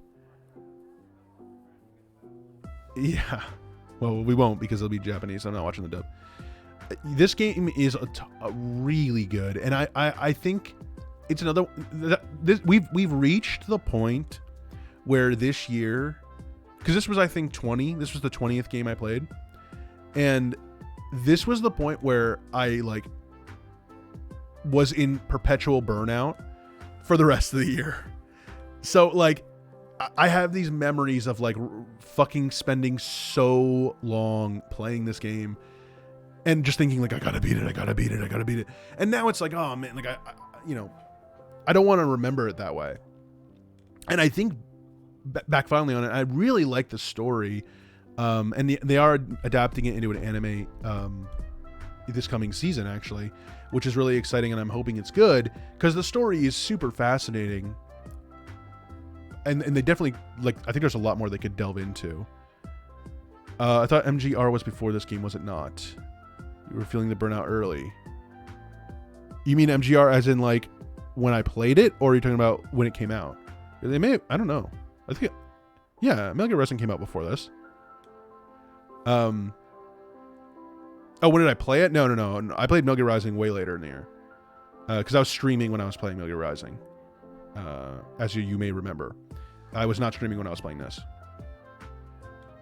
But this is a great game. I know, Liam, you said you really want to play it. I really recommend it. Because even if you don't give a shit about the story, which I think you will, but even if you didn't, the gameplay is a lot of fun. It's one of those games, and I hope you will know what I mean when I say this, where you really feel like you're in control. A lot of times it feels like you're kind of fighting against the system, or you're kind of the weakest, and you have to overcome the odds, which is not bad. But this is one of those games, kind of like Doom 2016, where it really feels like you're in control, and you kind of fucking learn to just kind of do all these fucking master moves. And yeah, it was, I really just felt like it connected with me.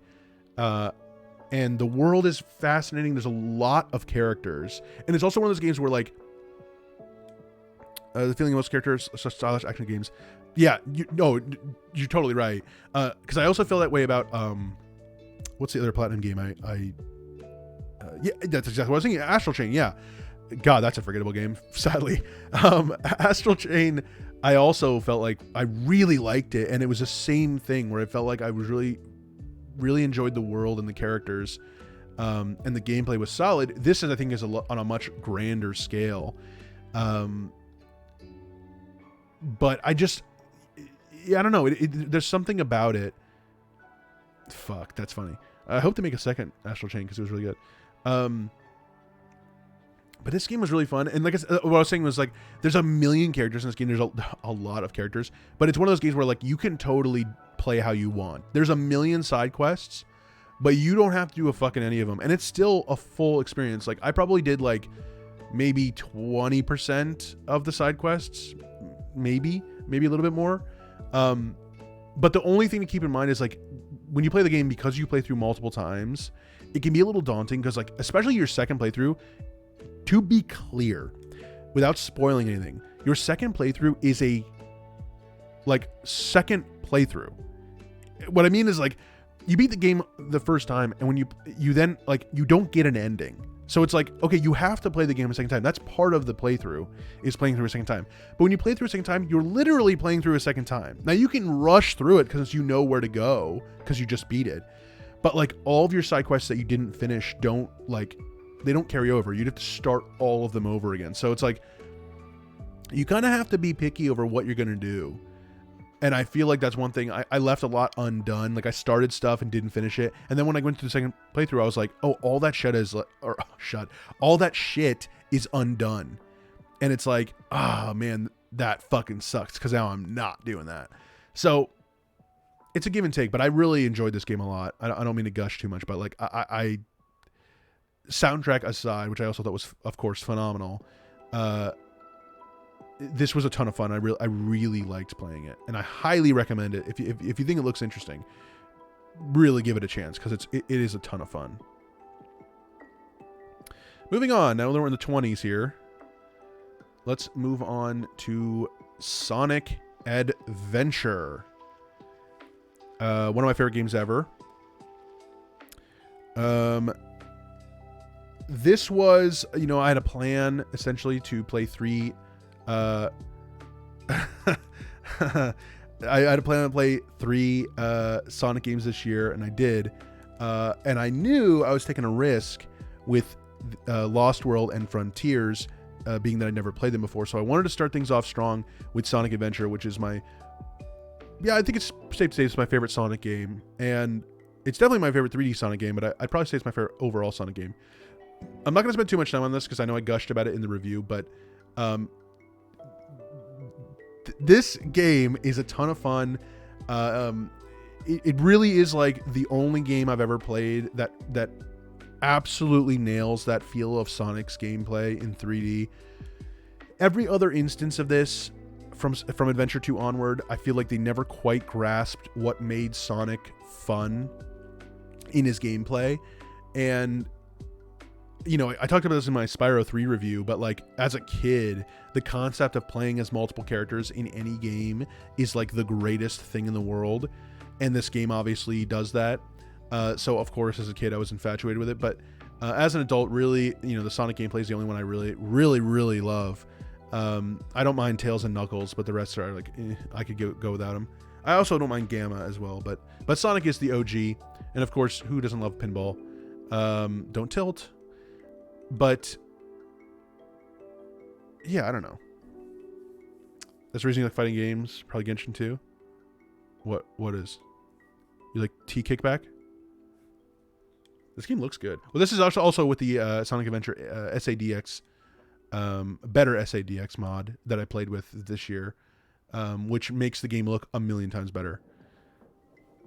Many characters, yeah, totally. Like it was the same with me. Like the biggest reason why I thought Marvel vs. Capcom 2 was like the greatest game ever was because there was a trillion characters in it, and it's like that just grabs you as a kid. It always does. Of course, some people play Genshin Impact now and they're adults, but yeah, I mean, I love Sonic Adventure and always will, and I'll always go back to it, especially with this mod because it makes the game look fucking amazing. If only I could get the mod to work on my Steam Deck. Maybe I could. I don't know. That might be a pain in the ass.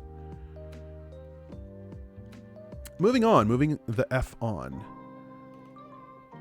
Let's talk about, oh yeah, that's one I forgot about. Katamari Damacy Re-Roll. Where am I? Oh, I'm sorry. Yes, so Katamari Damacy Re-Roll. I have never really played a lot of Katamari games. I played, funny enough, I have like memories of playing a demo. Maybe I must have had a demo disc with one of the games on it, and I always thought it looked like a ton of fun, but I never really had the opportunity or like felt strong enough to like get into it. So this was my first real experience with a Katamari game, and it was fun. I know I said in the video like it was very short, which not necessarily a bad thing, but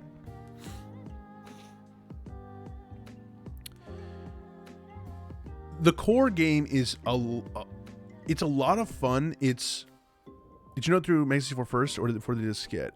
That's a good question.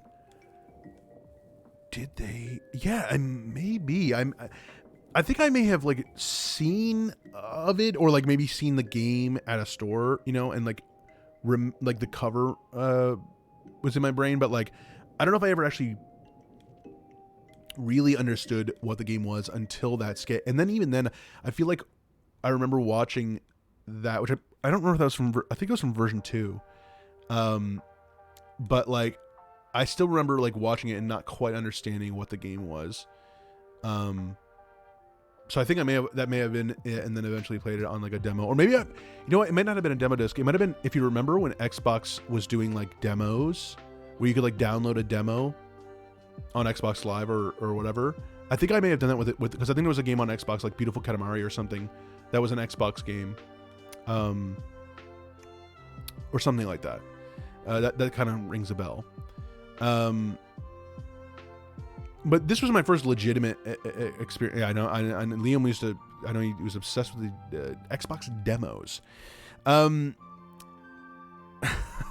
Yeah, wasn't there like a skate demo where like you basically could play for like 10 minutes or something, and then you just keep restarting it, and it's like, well, this is the whole game basically. Why would you have to buy it? I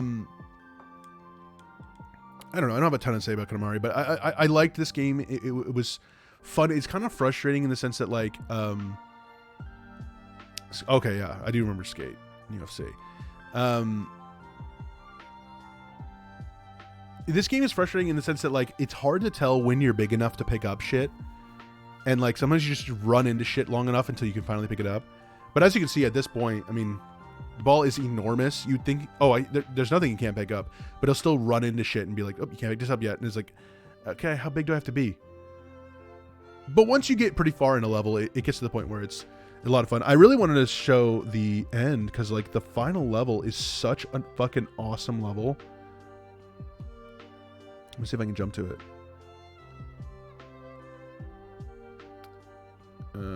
Is this the final level?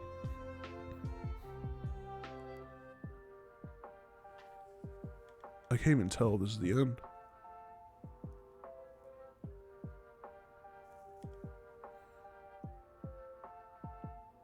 Yeah, I think this is the end. Which, like, the final level is so huge.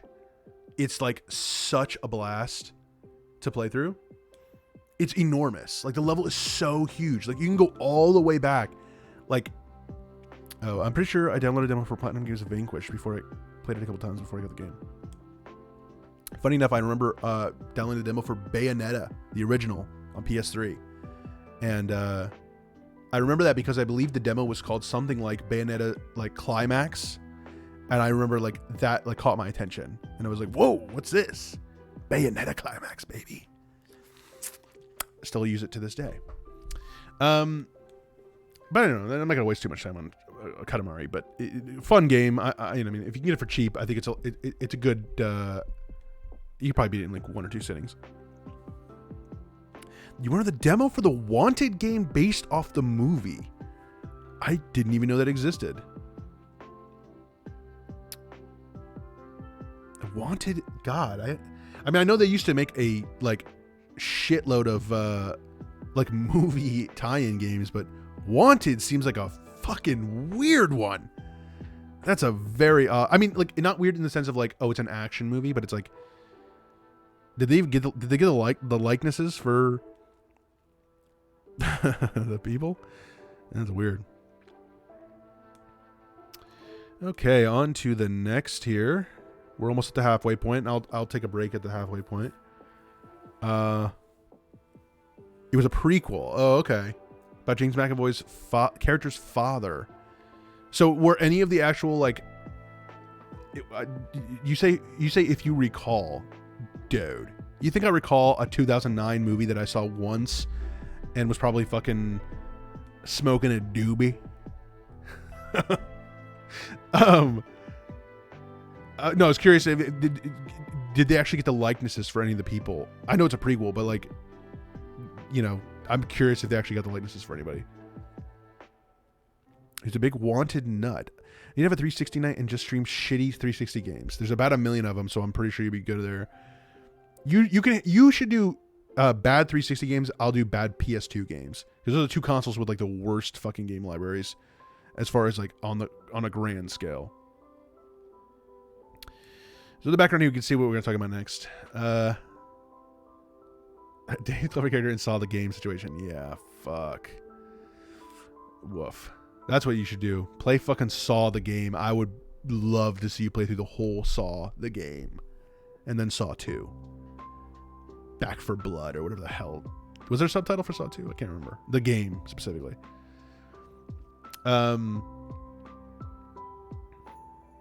Just Saw 2. I thought that was a subtitle. That, not that surprising. Yeah. So this is Disney's Epic Mickey for the Nintendo Wii system.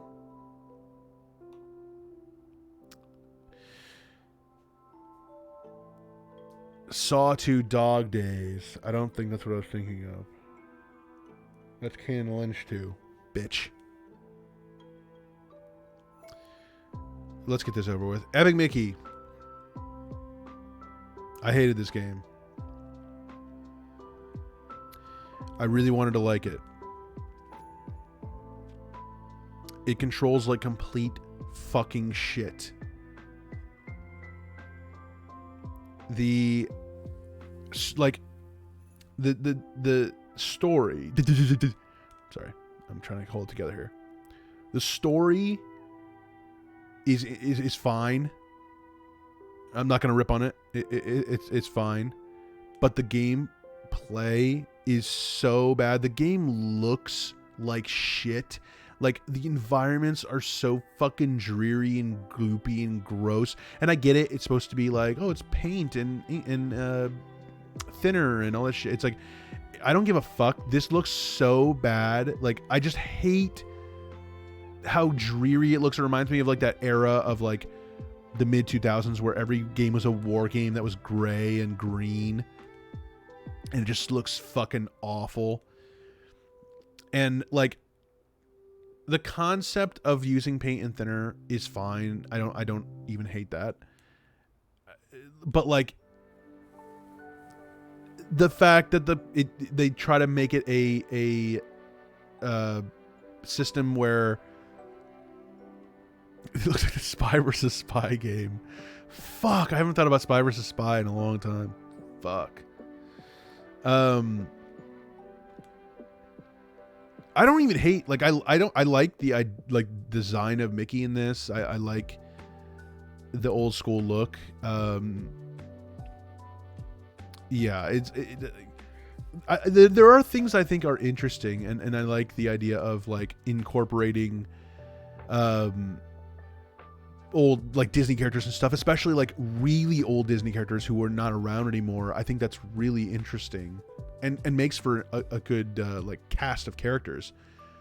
But like,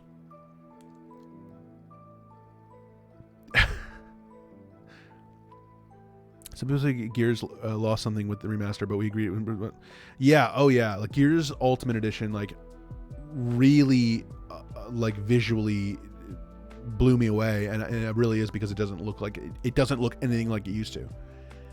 And I think this game, because even Epic Mickey 2, like, it doesn't look nearly as bad. They really didn't stick it to this goopy, dreary fucking style. And yeah, and it's funny because like on the Epic Mickey 2, and I think the gameplay I grabbed for it is the better version because that game released on multiple consoles, including Wii U. So there was an HD version, whereas this was Wii exclusive, so it looks like shit. Not only does the game look bad, but like visually, this happened to me quite a few times. The game like is 480p. It does not age well.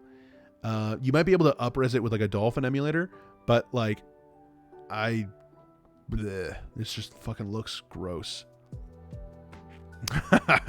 Yeah, but the thing is, like, I don't think you could find gameplay of this game that doesn't have someone dying in it, because it's so fucking shit and impossible to control.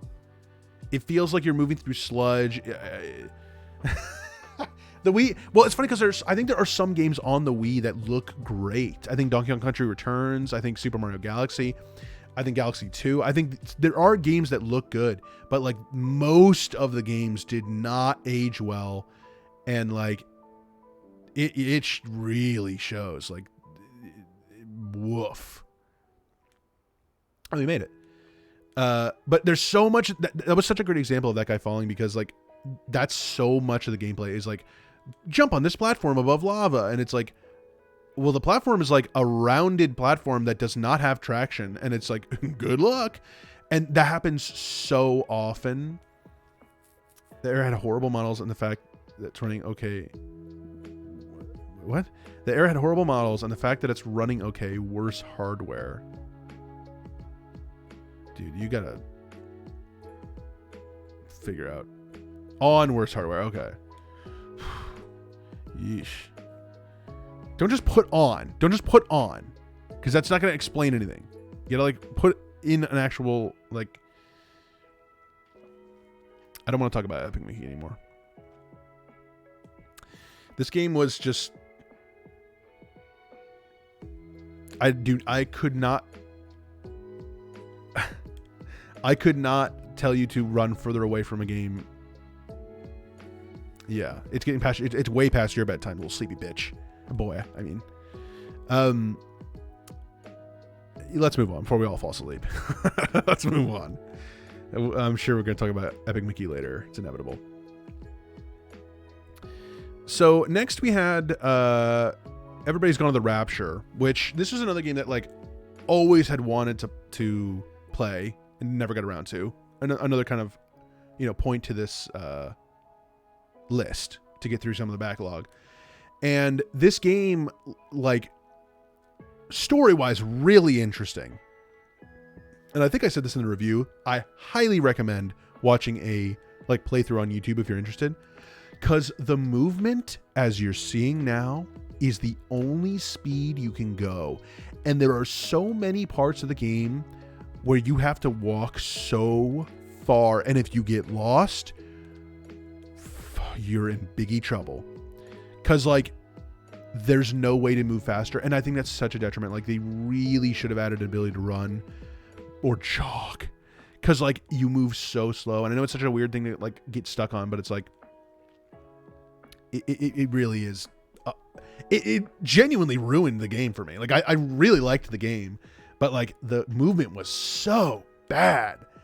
And like I said, there were parts where I got lost, and I was like, "Are you kidding me?" Like the thing is, the game is built where like you can go back basically as far back to the very beginning of the game, and like, dude, I got lost and was like, "Oh, this is the beginning." Oh no, and like to go all the way, it's like, oh, it was such a pain. But as you can see here, like it's super different. It's interesting. It's like, look at this. This is so. Like see visually like different, like the characters are like shown through these like little light sparkles and stuff. It's really interesting. And I know this studio put out a couple different interesting games. I think this is the same studio that did Dear Esther, which I also really enjoyed. The true ending was extremely missable. I don't know about the true ending there. So the way the game is set up is like there are multiple character arcs, like 5 or so. And you can, as I did, miss the ending of a character arc because like there's just no way to know where to go. You look like something randomly early on. You got fucked. I don't remember that. That might be true. It's been a while, obviously, since I played it, but I just know that there was specifically a character arc that I really liked that I wanted to see the completion of, and I couldn't find where to go. And then like, I realized like I was at the end of the game, and I was like, oh, and then like I looked it up online because I was like, oh, that's kind of weird that they didn't have an ending. And it's like, oh, they did. You just missed it. It's like, oh, so you can just miss shit. Like that's fucking stupid. And I said like, oh, they should make it where like you cannot progress unless like even if it's an invisible wall, unless you finish the arc, because otherwise it's like, what's the fucking point if you're just gonna skip shit? Interesting game, but like. The movement, even watching this, is like giving me flashbacks. So fucking slow. All right, we finally reached the halfway point. Number 25, classic Sony Computer Entertainment logo. This is it, folks. It's number 25. I mean, who doesn't love number 25?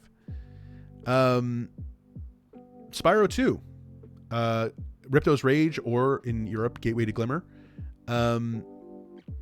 Another all-time classic, of course. I split up the 3 Spyro games to kind of across the whole year. And this one, for a long time, I always said that Spyro 2 was my favorite game in the series. But yeah, as time goes on, I feel like this game is probably the most frustrating, actually. Especially after just playing Spyro 3, which I always kind of in my mind was like, oh, that's the hardest one. It's the most pain in the ass. This one has way more annoying shit in it. Way more challenges. Like, in Spyro 3, I said the Yeti boxing is like the worst shit in the game, but like there is nothing like the Yeti boxing isn't even close to half the shit in this fucking game. Trouble with the trolley or any other shit that like, there's just a lot of really frustrating stuff. But like visually, I think this game, some people might say that all three games look the same, and that's fine. We each have our opinions. But I think this game looks great. This is obviously fucking gorgeous upscale. And I certainly didn't play it that way. I should have. I wish I had. But like, I don't know. I just think this game is, as a kid, this was the one that like when I got Spyro and Spyro 2 pretty much right away, or back to back, because they both were out by the time I started playing them. So this one was always like really like what I considered the creme de la creme. And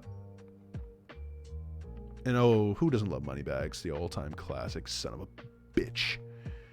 This game introduced Moneybags, which was a paywall system basically, where you couldn't progress in the game without paying gems, which ended up becoming a mainstay in the series, even beyond the Insomniac games. This game introduced a lot. Obviously, introduced most of the characters, because the first game, like basically outside of Spyro, there's pretty much like no other characters that continue. Everything else was like exclusive to that game. So Spyro 2 introduced a shitload of characters, and also gave Spyro his, the voice of Tom Kenny, which stuck for the foreseeable future. I think eventually they did replace him. God, who did they replace him with? I know in the Legend of Spyro series they replaced him with Elijah Wood. Fuck. But I think in Spyro A Hero's Tale he's voiced by somebody like really weird, like Richard Horowitz or some shit. I can't remember. But yeah, this is just such a classic. I mean, I don't know. I don't have to rag on about it, but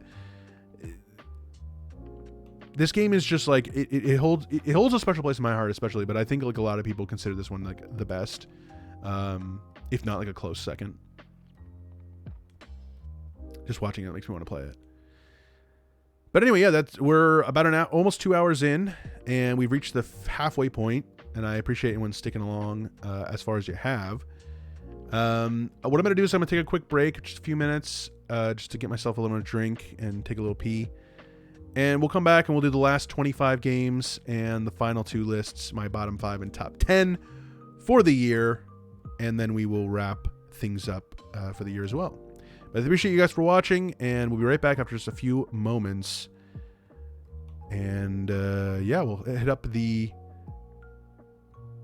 Well, I'm not going to do that. No, I'm not going to do that. But yeah, we'll be right back with games 26 through 50. And don't say anything inappropriate, because the chat will show up on screen while I'm gone.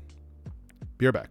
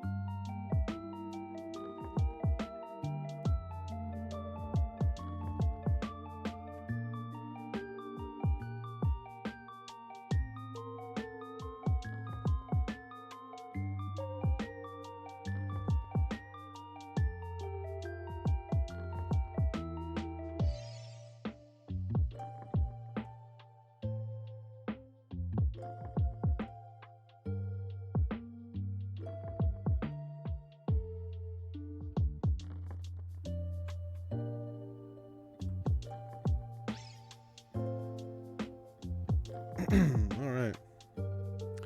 My ears are killing me. I don't know what's going on.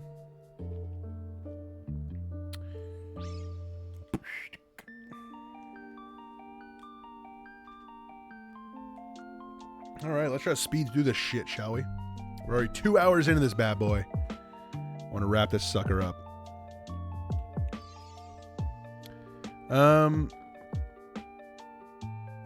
Yeah, man. I mean, yeah, man. Go back to the camera here. Oh, actually, let me, sorry.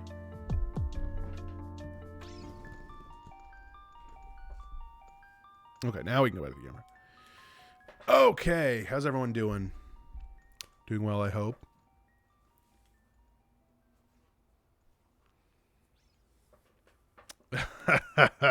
The gif of you falling over. I've told you this before, I think, but like every time I try to go update the gif wall, add a bunch of new stuff, I like always am like, I gotta replace that one. And like I look and I look and I look and I'm like, fuck, there's nothing that can replace that thing. Like that gif is so fucking funny. I absolutely love it. I don't know what it is, but it's so goddamn funny. All right, we're 25 games in, 2 hours. I'm gonna try to get this done in an hour, so we can cut it off at 3 hours. I'm gonna try. So we may speed through some of these because I don't know that I have a ton to say about a lot of this stuff.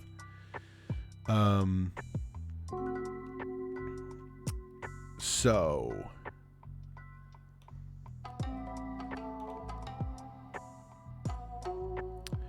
let us continue on our 2022 year in review. Going over all 50 games that I've beaten this year. And we will continue with Metal Gear Rising Revengeance, the 26th game I played this year. Metal Gear Rising Revengeance, which this was one of those games where like I definitely walked away feeling a little differently than I did before. I had played this game before, and I had very like positive, fond memories of it. But I feel like, and you're saying, you know, watching this killed some of your illusions about it. It's like, I will say, like, you know, my gameplay is my gameplay. You know, at the end of the day, anyone else may have a different experience, whether it's level of skill, whether it's how often or how many times you've played it, or other platinum games. But like, this game was very frustrating. Now, this was also like one of the first, if not the first game I ever streamed live on Twitch.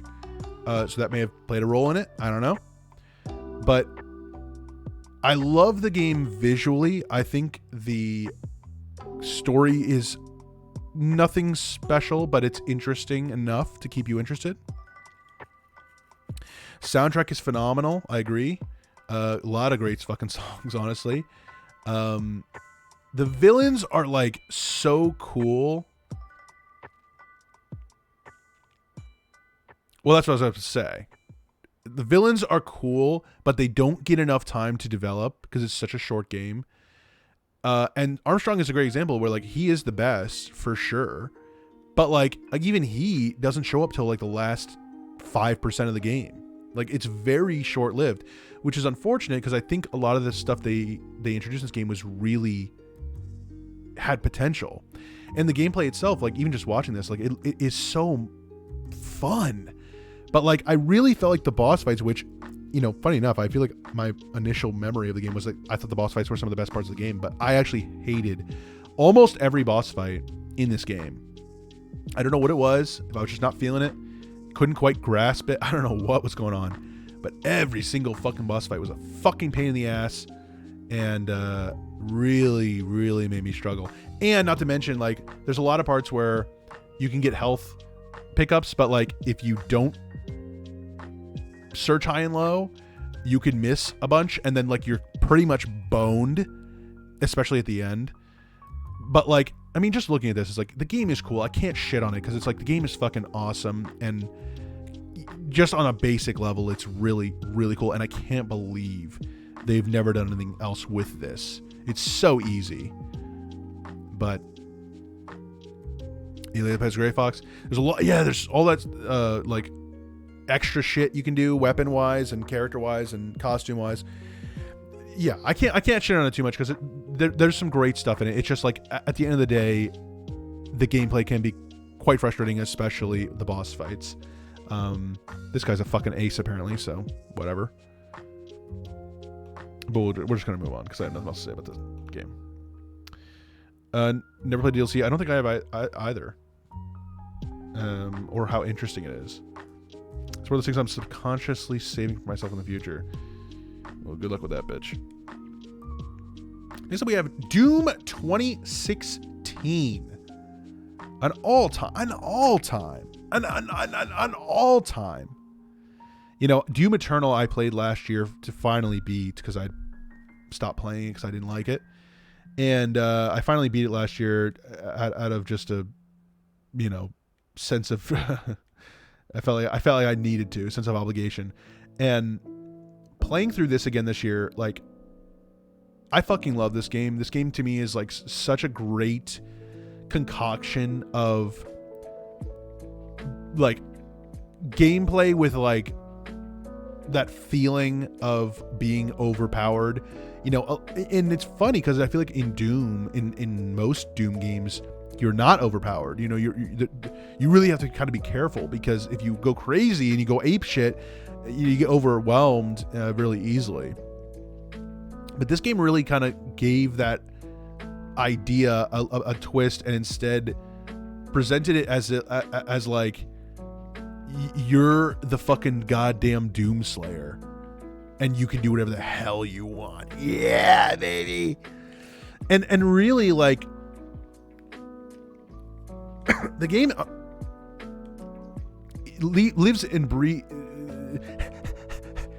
Sorry, someone let their dog in here. The game really lives and breathes simply on its gameplay, and it's just so fucking fun. Just watching this is. I love the weapons. I mean, the story is whatever. I like Samuel Hayden. I think he's a great villain. It's a disservice what happened with the whole story in the second game, but this I could always go back to, and it's such a great self-contained story, and it doesn't really rely on anything else. You know, the music is really strong. Like, it's very heavy metal, but it when it kicks in, when all the enemies show up, it's just, I love it. Like, that's such a great system in that, like, anytime you walk into an area, you like walk around, it's all quiet, and then as soon as you all of a sudden you're like, oh shit, it's about to pop off, and yeah, I could play this one a million times. I really love this game, and it's also one of those games where like I own on everything. Like, I think I own it on PS4, PC, Switch, maybe even Xbox. I think I may have just played it on Xbox Game Pass, but I know I've at least played it on Xbox. So I love this game, and I'll play it a million times. It made my PC fucking explode though. Like, it was definitely, I don't know what the deal was there, but my PC would scream when I played this game. I was able to play through the whole thing on Steam, but my PC was not happy with me when it was all said and done. Moving on to another one that a game that I kind of wanted to play for a million years and played for the first time this year. No More Heroes. Originally for the Wii, I played the re-release on Switch, which, you know, this was one of those games where like I really didn't know what to expect. I'd only ever seen bits and pieces of the gameplay, and I knew it was like there was good comedy, a lot of funny moments. I knew Travis Touchdown was a funny character, but like, this is an interesting one because I don't really know how I feel about it. I mean, I know what I said in the review, but like, this was also like there are a couple of games that I associate with like, oh, this was a Burnout game. This was and not to be confused with the racing games. This was a game that like I vividly remember being very burnt out when playing, and unfortunately that kind of plays into my memory of it. But I know like this one sticks out to me because I know it was one where when I beat it, it was like, well, you didn't really beat it. Like, there's more to it. There's more characters. And I remember thinking like, fuck that. Like, I beat it as far as I'm concerned. But like, it was one of those games where like there's a lot of grinding involved, which really is a detriment. It's kind of a bummer because I feel like if you took out the grinding, the game would be so much more fun. But in order to get to the next character to fight, you have to raise money, and the only way to raise money is to grind mini games or shit like that, and those get really boring really quickly, especially because there's not very many of them, and that is a huge bummer. Because like the first 3 or 4 enemies you fight, you pretty much get enough money from beating the last one, but like, or maybe playing one mini game, but like by the end, I mean, I had to seriously grind forever just to fight the enemy. Like, it's like that's not good. So I'm hoping in No More Heroes 2 and 3 that they maybe mitigated that or fixed that or got rid of that. I have no idea. And it's also one of those games where like I was for the longest time like, No More Heroes, why don't they just re-release it? Why don't they re-release it? And then they finally did, and I was like, oh, I don't really want to play it, but I felt obligated to buy it because I had complained so much. So at least I could say I beat it, but I don't know if I'll ever. I do not know. I don't see myself ever really making the time to play No More Heroes 2 or 3. Maybe one day, but yeah, I could give or take. I don't really care. Okay, on to the next one. We'll talk about Teenage Mutant Ninja Turtles. What is this called? Shredder's Revenge. So, Shredder's Revenge, this wasn't, I know earlier I had mentioned about It Takes Two that it was my sole multiplayer game, but this was the reason why it's not true, is actually this is also a multiplayer game. Now, this one isn't required, as you can see, this person's playing single player. It wasn't required to play multiplayer. There you go, another one you forgot. I think it's just because it was multiplayer, you don't really think about like, oh, this is a game we played all the way through. It's like, you just think of it as like a game we played, kind of randomly. But I want to say this was a surprise in like, oh, it was so good, it was a surprise. But it's like, not really. Like, yeah, when I figured it out, I think like this was such a great game. And I think we knew, like, I mean, the lead up to this game coming out, I think everybody was like, this looks stunning. It was simply a matter of like, is it going to live up to the hype? And I think it really did. I don't get me wrong, this isn't like the greatest game ever. I've never really been a huge Teenage Mutant Ninja Turtle fan in general. But like, that's the thing about this game, I think, is like, it stands out because it doesn't matter that it's TMNT. It could be anything. Yeah, it's like it could be anything. It looks so good, it plays so well, that I really think it kind of just goes beyond being a Ninja Turtles game. And it's funny enough, a few months after this came out, they released the Cowabunga collection, which is like a compilation of like essentially 90% of the Teenage Mutant Ninja Turtle games that ever were released, at least all the like the 2D ones, basically. And I don't really care about that. Like, I mean, I wouldn't be opposed to playing it, but it's like, I'm not like I said, I'm not a huge Ninja Turtles fan, so I don't really seek it out. But this was so gorgeous that I just feel like we couldn't pass it up. And we, me, Ryan, and Lima all played together. It was an absolute blast playing through the whole thing, and I really feel like I look forward to whatever this development team does next, because I think they are definitely ones to keep eyes on, because this is stunning. Like, literally look at this, and like, this looks like it is one of those rare games where you think like, oh, I remember that looking better, and then like you look at this, you're like, this looks like a game that could have come out on the Super Nintendo, but obviously not really. It wouldn't have been this visually clear, but you know what I mean? It's like, oh, you get that feeling of like, this was an old SNES game, but also looks like brand spanking new. I really loved it. I really think like it kind of got snubbed, because I feel like I feel like nobody really cares about it anymore. Not that nobody cares about it, but like it's not really talked about. Kind of came and went, which is unfortunate because I really think it was a great game, and hope to play it again one day because it was a lot of fun. Kind of wish I didn't get it on Switch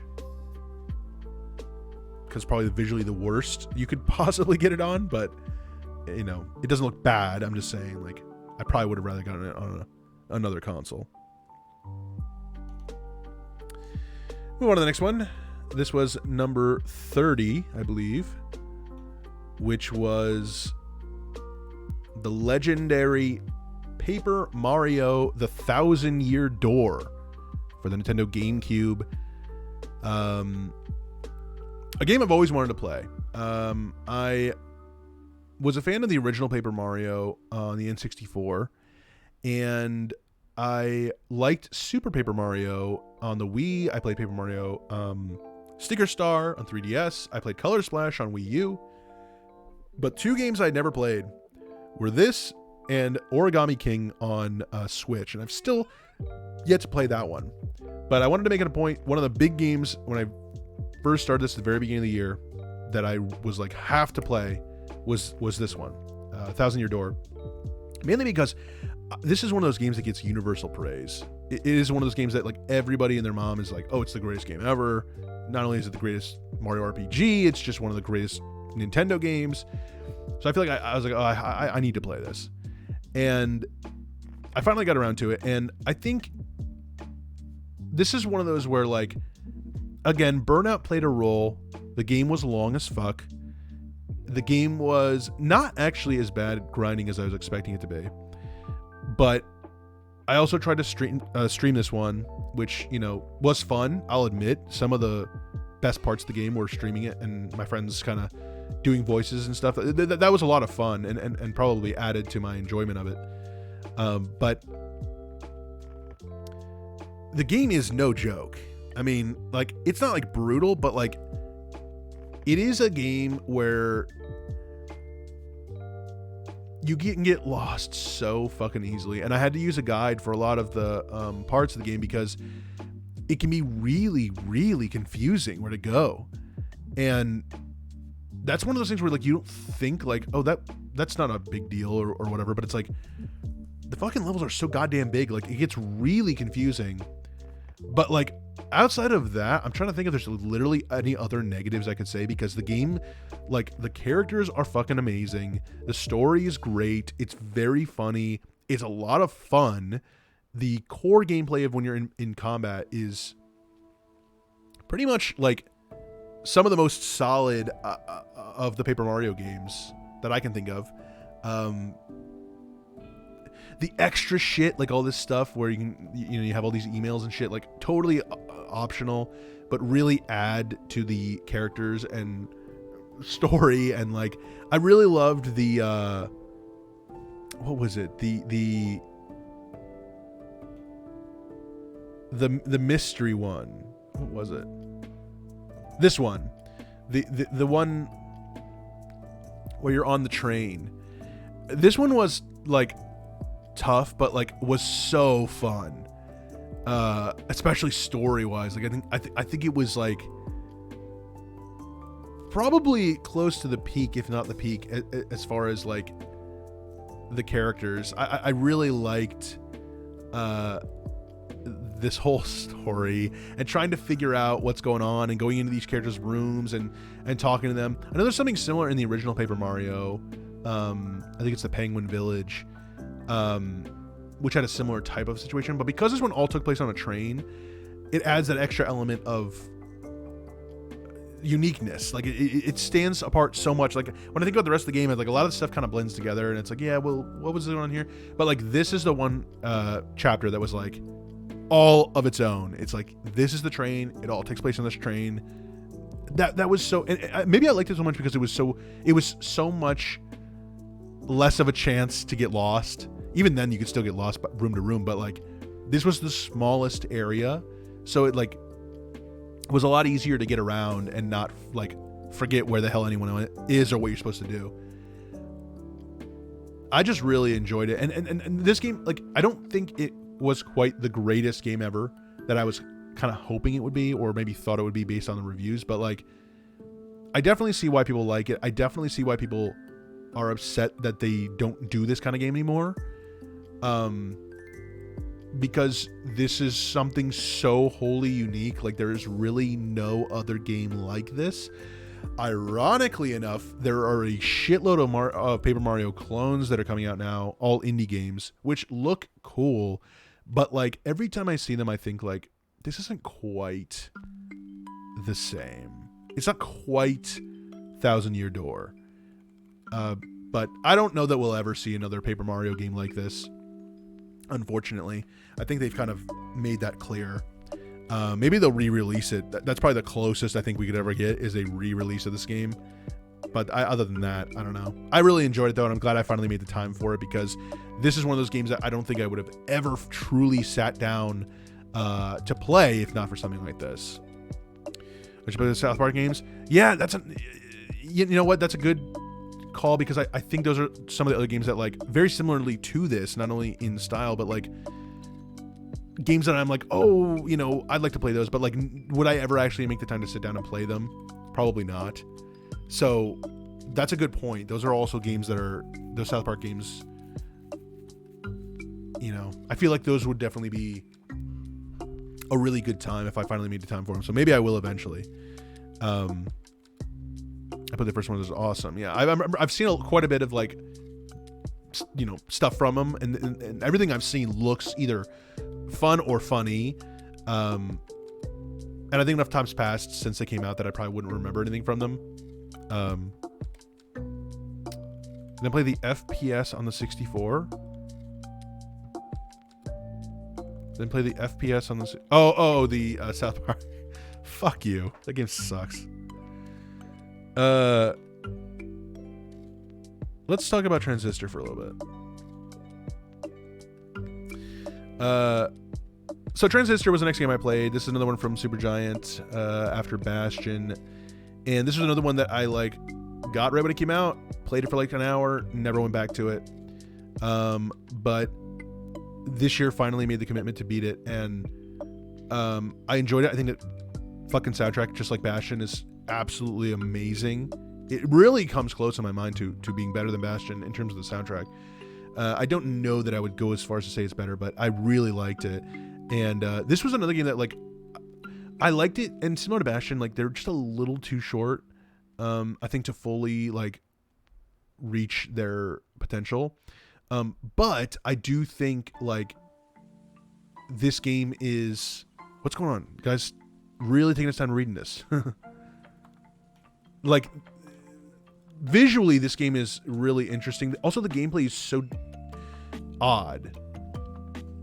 What I mean is, like, it's all about, like, you basically go into this pause mode like this, and then you can pick your moves, which all cost a certain amount of your meter at the top, and then and then you basically release it, and then you let time go back, and then you use all your moves.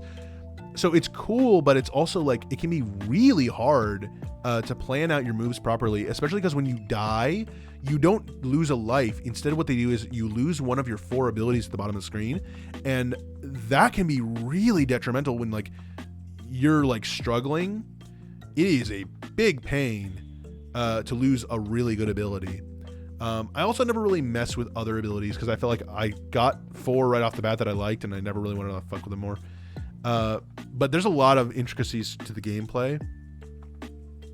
But as far as, like, the story or the characters, like, I thought it was really good. It's just, like I said, it's a little too short to live out to its potential.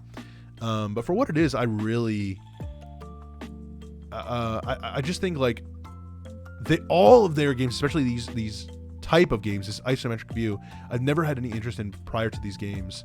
But they really struck a chord with me with Bastion and Transistor, same thing. I never really played Pyre, which was their 3rd game, but I think that one was like a multiplayer game or something.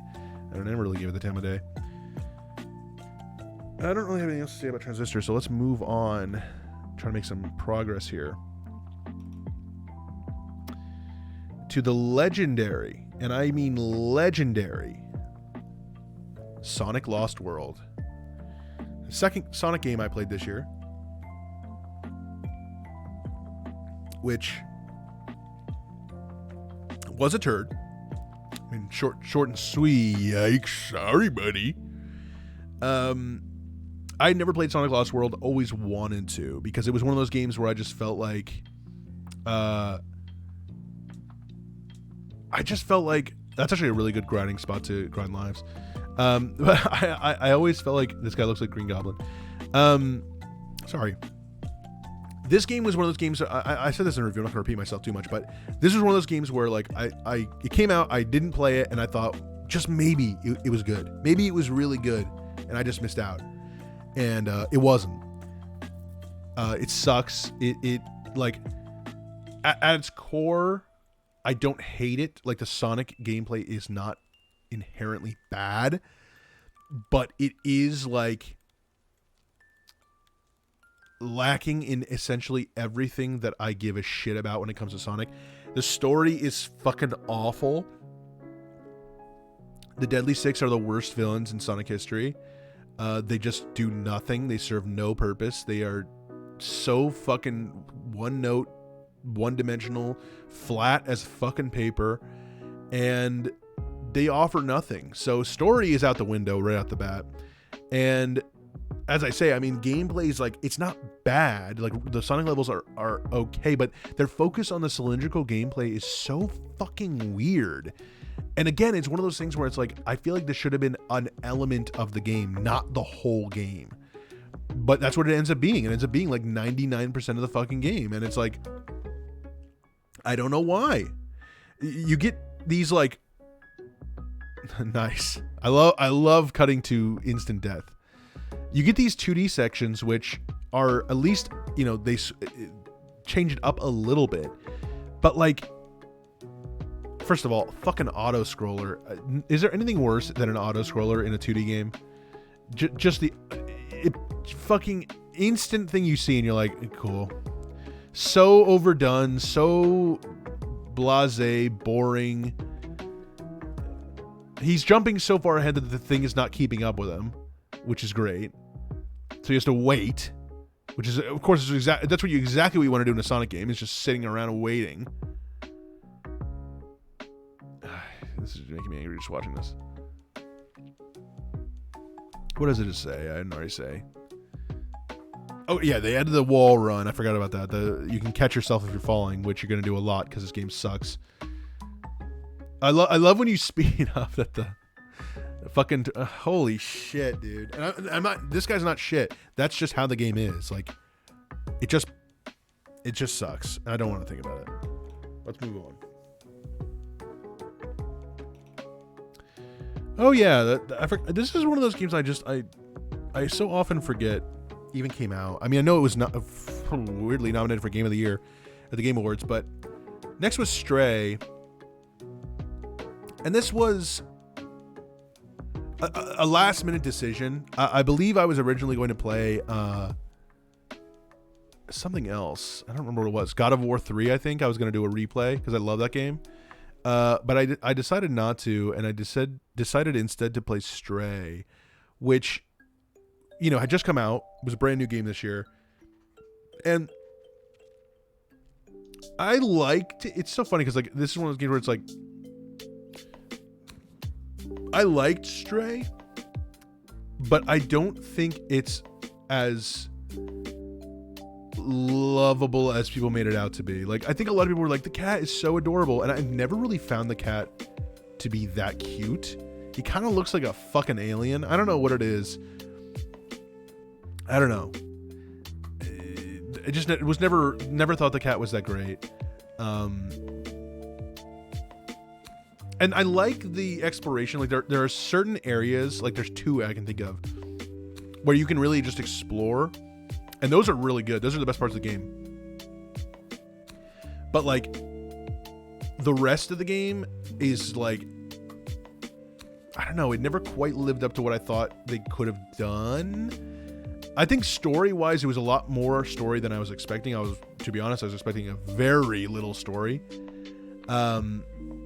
and there was a lot more of it than I was anticipating. And there's a lot of side shit. Well, I shouldn't say a lot. There's some side shit you can do to get more story, but for the most part, it's pretty straightforward. As you can see here, a lot of the gameplay is just linear, going through areas. There's some puzzle solving. I know later in the game there's some puzzle solving, and like as I had mentioned, there's some areas you can explore. I think it's cool. I just think it's not like...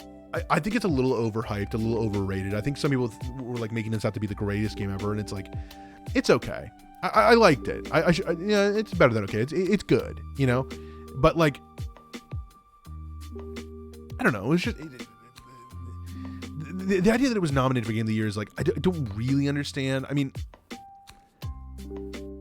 I guess in a year where I pretty much played this, TMNT, and Kirby, I can't really complain because like I don't know what else I would pick, but like,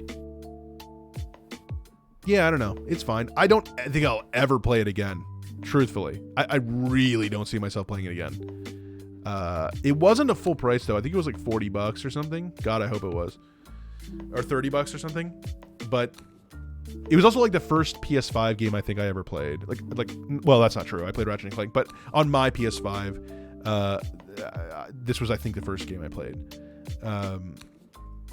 So it has that spot, I suppose, in my heart. But other than that, I have very little to say about Stray. Oh, here we go. Let's get into it. Okay, so next we have Epic Mickey 2, The Power of 2. The legendary sequel to Epic Mickey, one of my most hated games of the year.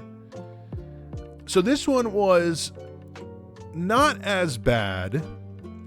I felt like Epic Mickey 2 was a decent attempt at taking the Epic Mickey formula and making something unique out of it. By adding a co-op functionality, it did make the game feel a little more unique, I suppose. Well, I mean, the first one was unique in its own way. It just wasn't a good type of unique. This one, I felt like the co-op made it more like, oh, this is kind of a fun game to play with your family or your friend. But like, obviously for me, I played it single player, so the co-op didn't do jack shit for me. But like, I could see the appeal, you know, for kids. But like, even playing, I don't know what it would do. It wouldn't change the fucking gameplay, which is the biggest issue. And this level in particular, Jesus, I remember this level fucking sucked. Again, they act like the paint and thinner is like a good bad system, and you get rewarded or punished or whatever, which is not true. Like, they just like in the first game, they fucking give up on it instantly, and it means nothing. But I appreciate that they tried to add new elements to the game. They tried to add new enemy types. There are things here that are different. I think this is definitely like Wii U footage because it's much higher quality than... I played the Wii version, which was pretty much the same as the first one in terms of graphically, visually. But like, the story in this one I thought was way worse than the first one. The story in this one is super fucking... like, they try to act like something's going on. We don't know what's going on. It's so fucking obvious what's going on, and like, the whole time you're like, is it this obvious? And then you beat the game, you're like, yeah, it was. This one's really dumbed down as far as like, the first one was definitely like, you could see it's made for kids, but it's also like, well, it kind of has like all ages type feel to it. This one is like, this one's for kids. Like, there is no thinking involved. And for the most part, the puzzles weren't too bad, but I do remember like struggling a lot with many of them because mainly because of the co-op functionality. Because without a co-op partner, Oswald is controlled by AI, and I said this in my review, I'm pretty sure, but like, if you could swap between them, it would have made the game 1,000,000 times easier. But because you can't, and you can only play as Mickey in single player, and the AI controls Oswald, the AI doesn't give a fuck and does whatever it wants. So sometimes it'll help you, most of the times it won't. I'd rather not think too much about this game. I have nothing else to say about it. You can just watch the review if you're curious, because I don't ever want to think about it ever again. Okay. Let's move on to BioShock 2, which this was, I know in my review I think I was a little negative. Well, I mean, I certainly wasn't as negative as I was in the first game. I had a lot of hopes for this game. The funny thing, I don't know why, because when this game came out, it was pretty negatively received. It wasn't shit on, but it was definitely like, this is not the first game. And then I think after Minerva's Den came out, people kind of like changed their tune. Well, people definitely said Minerva's Den was really good, but then I think as time has gone on, people have kind of changed their tune about this game, and it's kind of become more like, oh, actually, BioShock 2 is a hidden gem. It's not that bad. So I kind of had this vision going into it like, oh, this is going to be really good. It's not. It's okay. It's essentially very repetitive of the first game. There's very little new stuff in this game, which makes sense because it wasn't made by Ken Levine. So that means they just like basically, worked on whatever they thought would be, what else can you do? And this is a wholly unique story that still takes place in Rapture, but I just felt like it wasn't, it wasn't different enough for me for it to stand out, but also it wasn't like good enough as a BioShock 1 clone basically to make me want to play it again. And Minerva's Den, which the DLC that everyone was so fucking crazy about, I thought it was just okay. Again, I didn't think it was that interesting. I feel like my biggest problem was the morality system, whatever you want to call it, where you have to like pick and choose whether you kill or let live or whatever, and it's like sometimes it just seems like it just didn't fucking matter, or like the choices didn't make sense. Like sometimes I felt like oh, let them live, but it's like, yeah, but if you let them live, they'll suffer. It's like, well, that's not really a good choice, is it? That's kind of fucked up. But like, hey, it's BioShock. Live and let live, baby.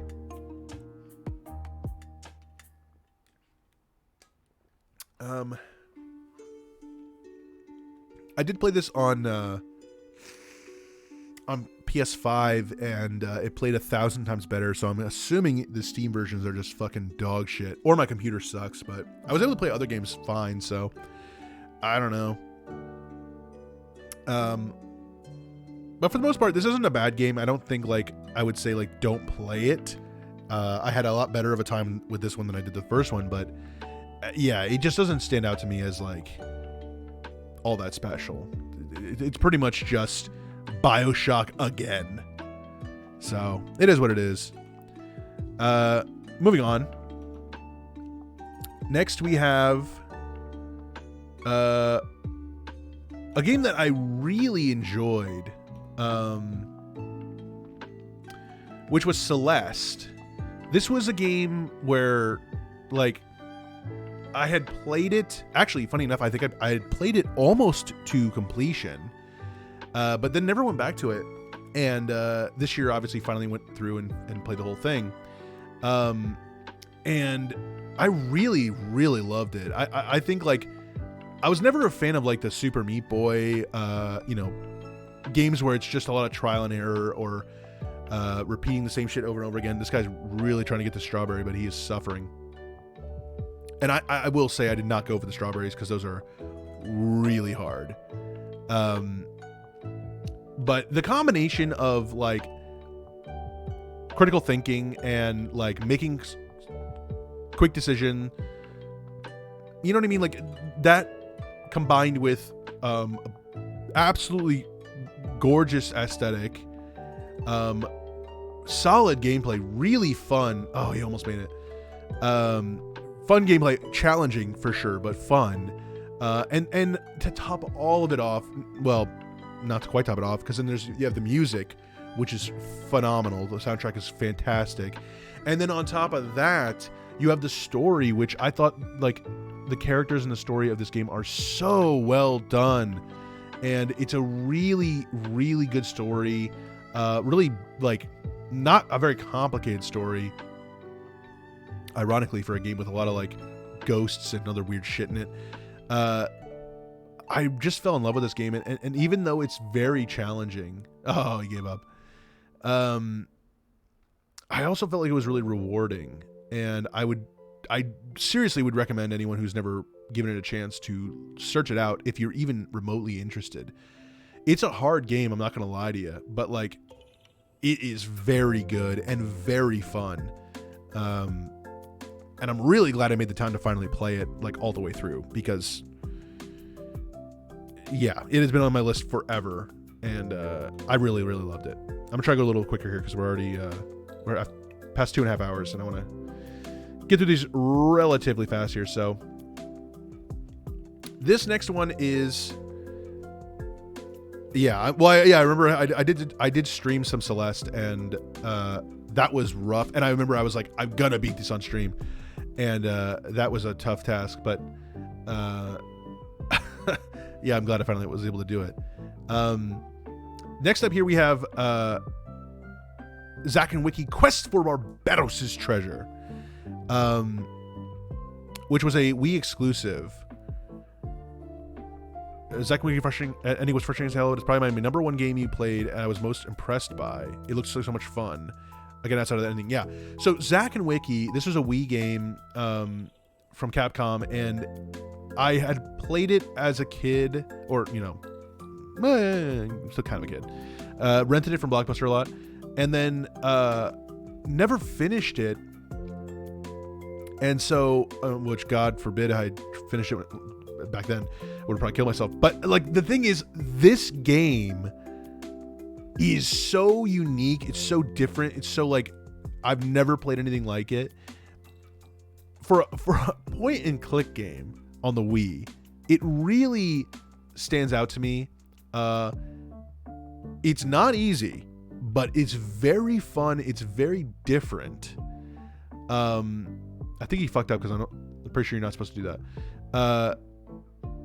And this game is full of fuck ups. And yes, I did stream the final level on my Twitch, and that was hell getting through because it can be really frustrating.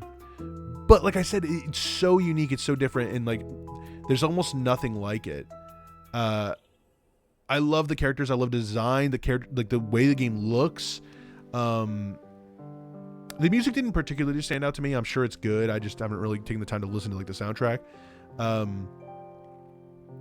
But this mechanic of like finding items, ringing the bell, they change it into different items, trying to figure out how to use them in the environment to get through the level, is fun, and it's incredibly rewarding when you figure it out. It's not a very long game, but like definitely the mileage varies based on how quickly you can figure this shit out, because the levels themselves are pretty short, but it can take a long time to figure out what to do, where to go. And like in this level, for example, I remember this one because like the worm, you can shake the bell and it turns the worm into a straw, but if you do that, it doesn't work and you can't change it back. So you have to like go get the worm to respawn, and then like take the worm, because then I think you got to put it on the hook, and then use the fishing lure to pull. Like that's how the game works. It's all this different like Rube Goldberg machine. Like it all comes together once you figure it out. But you got to figure out the very beginning first, which often is the hardest part.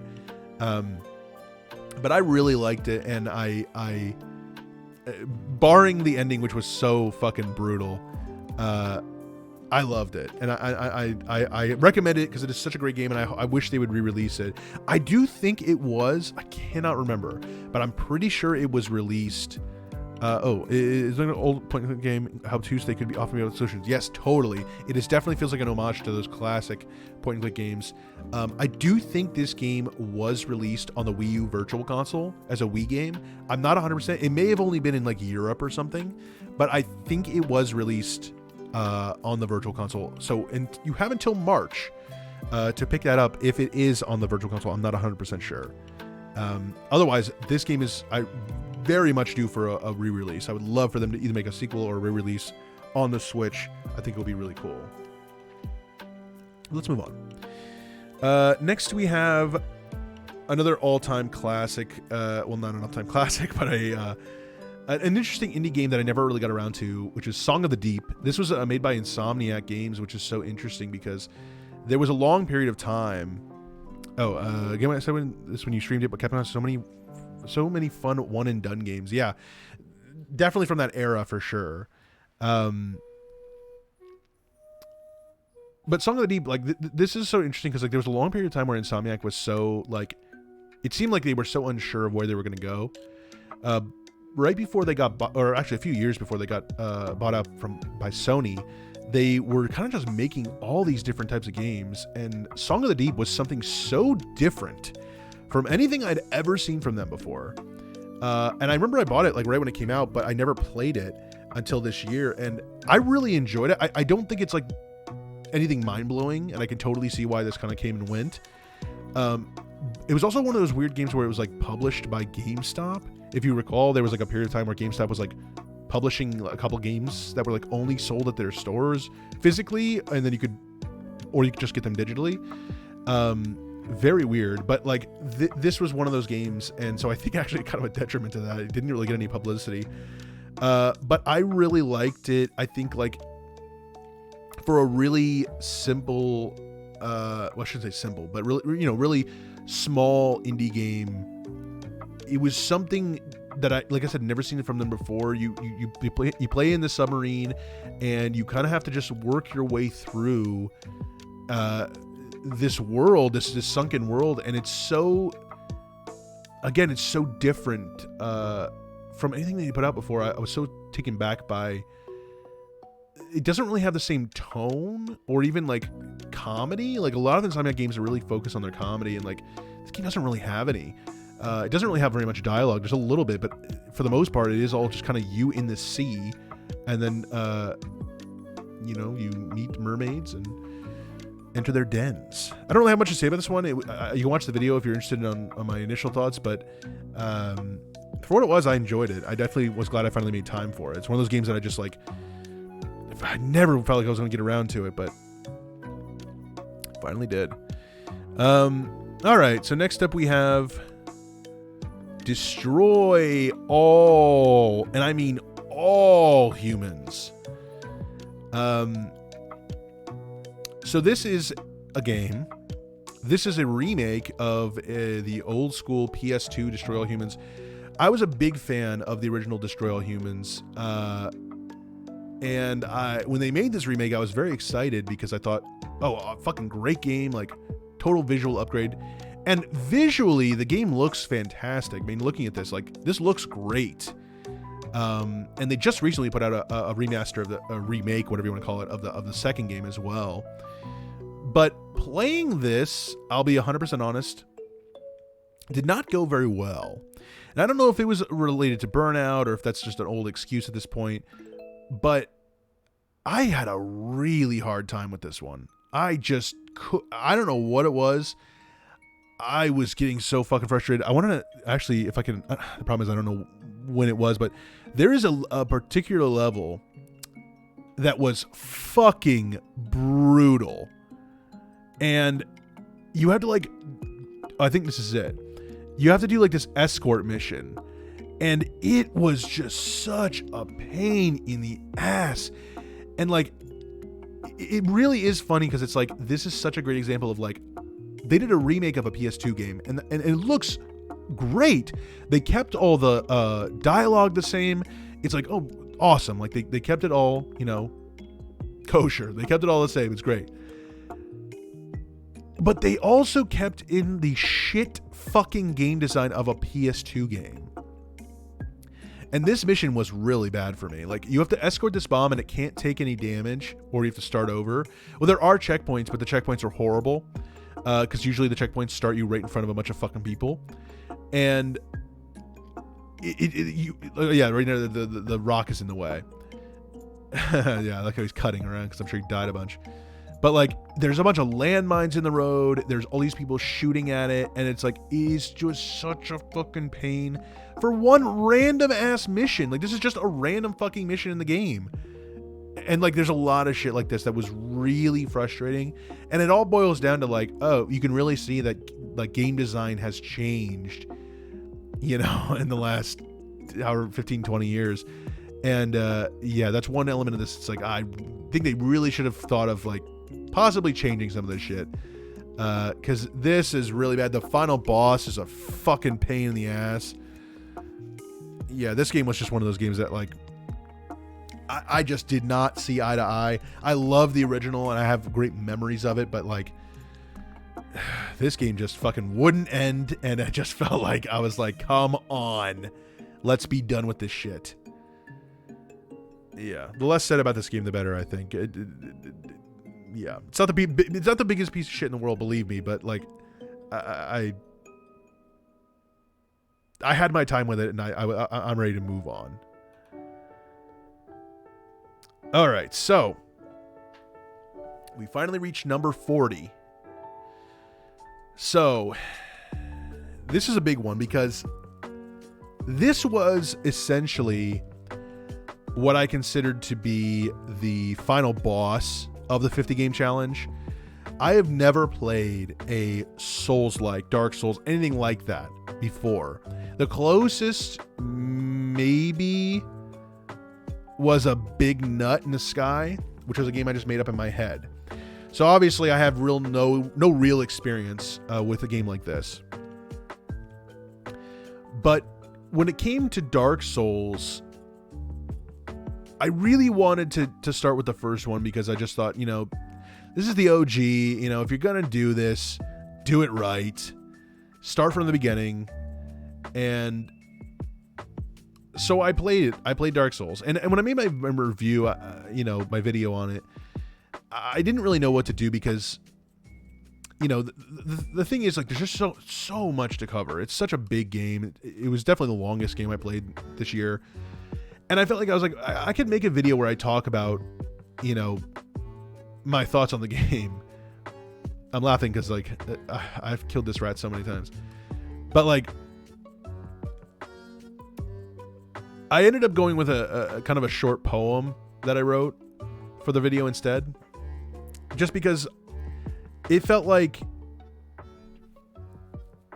I don't know, it just felt like I couldn't get it all in one video without it being like a half an hour long. So we get to this point now where I can finally talk about Dark Souls in an open format. And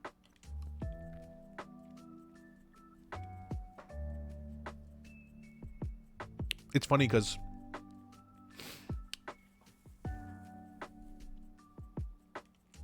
I mean, I think it goes without saying I fell in love with this game. I'm wearing a fucking Solaire shirt.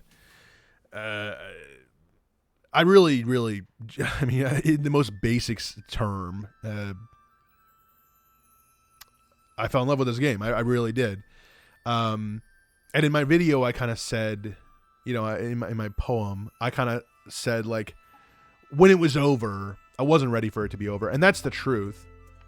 The funny thing is, like, when I first played this game, you know, I played it like twice and then basically went 2 weeks without playing it.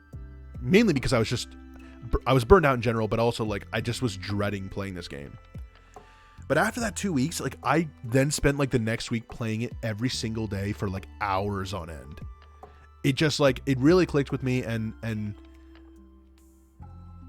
like, even watching this, like, the funny thing is, like, even watching this, it's like, I have a nostalgic sense, even though it's like, you know, I just played it a few months ago, but it's like, I really want to play it again, which I know I shouldn't, you know, if I'm going to play another Dark Souls, I should play another Dark Souls, you know, or Demon Souls or Bloodborne or something else, even Elden Ring.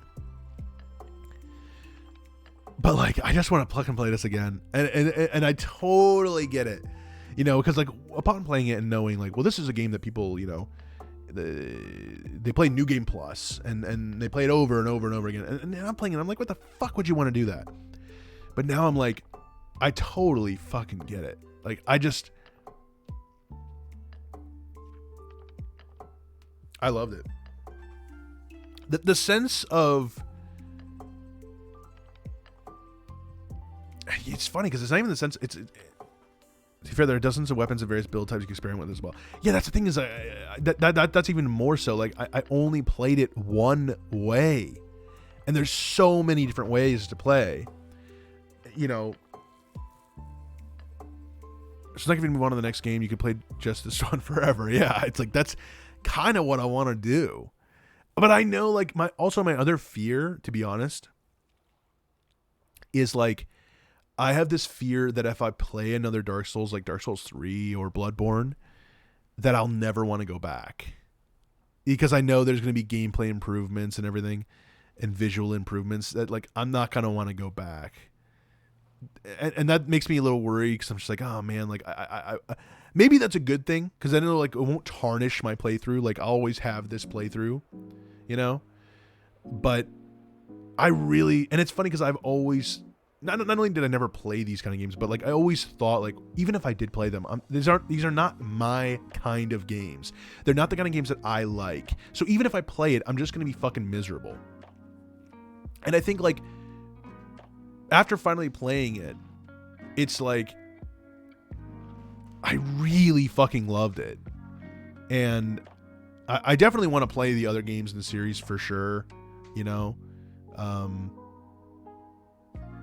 Because I fell in love with it and I really do want to play more, but I wanted to see like if I could skip around a little bit maybe and kind of refresh my memory on some of this stuff.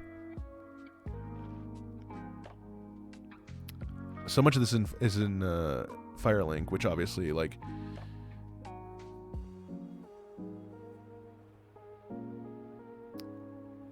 Blacksmith, of course. Oh man, like,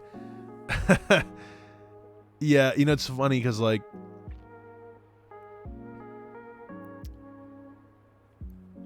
so much of this stuff is just like,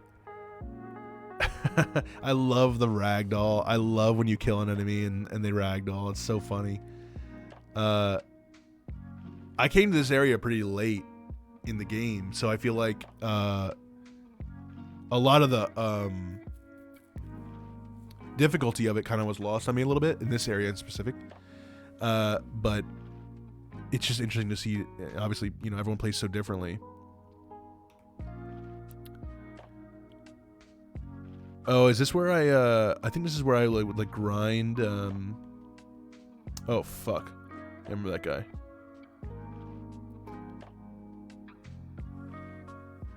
Just thinking about like, oh, nice job, brother. Goddamn rats. I hated the rats, man. Those are the absolute worst. What is going on? We're getting a fucking pile up here. Oh, his ragdoll body's like losing it. He's gonna get poisoned if he's not careful. Don't fuck with these rats, bro. They will fuck you up.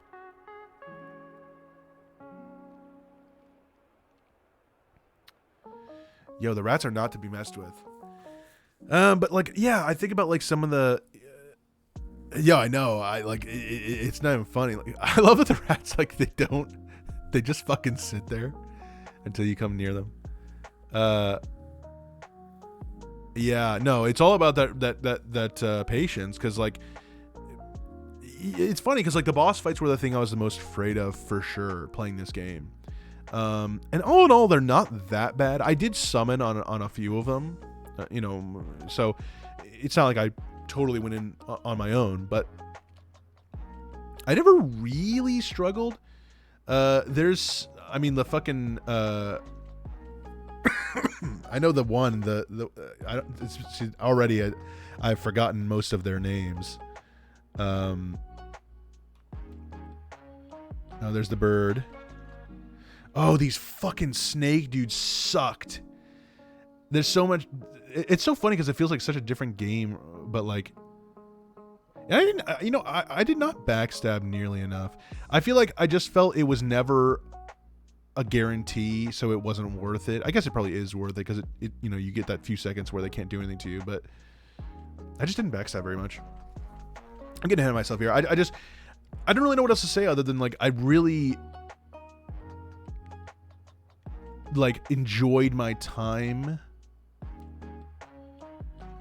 There were definitely parts, don't get me wrong, that were like very, very hard, and then it's the one thing that's hard to explain, because if you know now explain it to someone who doesn't like Dark Souls or who's never played Dark Souls, to be like, oh, you know, it is really good, and they're like, oh, it's too hard or whatever. It's like, well, it is hard, and it's not to say it isn't, and anyone who says it isn't is a fucking idiot, because it is hard. But it's like, it's not hard in the sense of where it's unfair. And I always heard that and thought like, fuck you, like that's just a fucking bullshit thing to say. But like, I genuinely think that that's a good way to think about it. Is like it's not unfair. Like there's some times where it's tough. There's some times where it's ridiculous, and there's times where they expect a lot from you.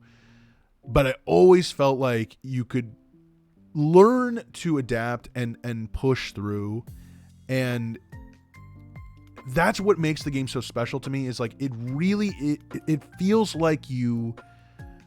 It kind of actually reminds me of the original Spyro and how I felt about it, where like it's all about adapting and mastering the gameplay. And it's like once you get to that point where you're like the master of it, it is extremely fun and extremely rewarding. But that build up is the challenge. Getting to that point where you're comfortable enough to where you are confident and think you can do it. That's what it's all about. And it's very reminiscent of that feeling I had. And maybe that's why I fell so much in love with this. Is it gives me that same sensation. But this place did suck. Fucking snake dudes. But I loved it. And I think like I totally see why someone would be skeptical, because I was. But like at its core, I really think it's just a really solid fucking game, and I really hope to play the others in the future, because I don't want to just let it be like one of those things where it's like, well, I only played the first one and never played anymore. It's like I want to play the other ones. I want to play Dark Souls 2 and 3 and Bloodborne and Elden Ring. I do want to eventually play all of them, but you know, hopefully this was just the first stepping stone in kind of getting me there. But we're about 3 hours here, so I'm going to try to... We have 10 games left, so I'm going to try to go through these. These ones I won't have as much to say about, because since I just played them relatively recently. So these ones I can kind of speed through a little bit. But I don't want to jump, you know, too off the fact that I really love the Dark Souls. Obviously,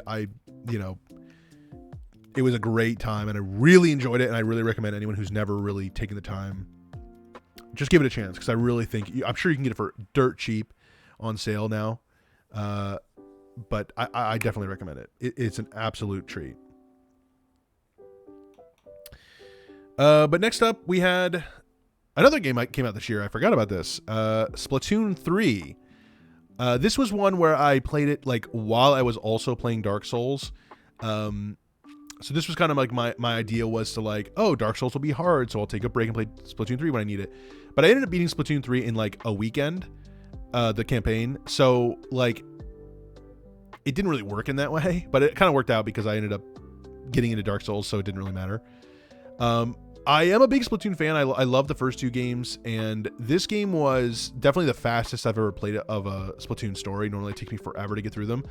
But like this one, I really trucked through, and I enjoyed it a lot. I was a little disappointed in the lack of like Splatoon 2, like character representation. They really focused on Splatoon 1 and Splatoon 3, but they didn't really talk about Splatoon 2 very much, which was a disappointment. But that being said, I really thought this game was really solid, especially for like, a mainly multiplayer game. The story, the single player levels, I should say, were really well crafted. There were some that were a huge pain in the ass. There's one in particular. I'm not sure if I'm going to be able to quickly jump to it.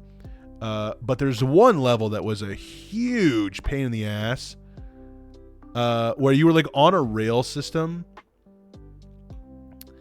and like it was fucking unrelenting. I don't think I'm able to find it this quickly, but it was fucking brutal. And the final world is also no joke. But yeah, there was that one level on the rail where you have to like shoot all these targets and you can't go back. Like that was a fucking nightmare. That took me like 2 hours just to beat the one level. And I haven't really played a lot of multiplayer. I'll be honest, I had a lot of technical issues when playing, a lot of connection issues where like it would disconnect me, and that kind of really dissuaded me from playing. Like there's nothing more frustrating than every single time you boot up the game to play like every other game you get booted and it's connection issue, or like you're sitting in the lobby and it's connection issue. It's like that would happen to me all the time. And from what I've seen, I follow other people online who play a lot. It seems to still be an issue months later. So I don't know. Like I would like to eventually go back to this and play more, especially as more of the updates come out. But you know, I got what I wanted out of it. You know, I played the story and I really enjoyed it, but the multiplayer was just kind of unfortunate that, you know, it didn't really work out.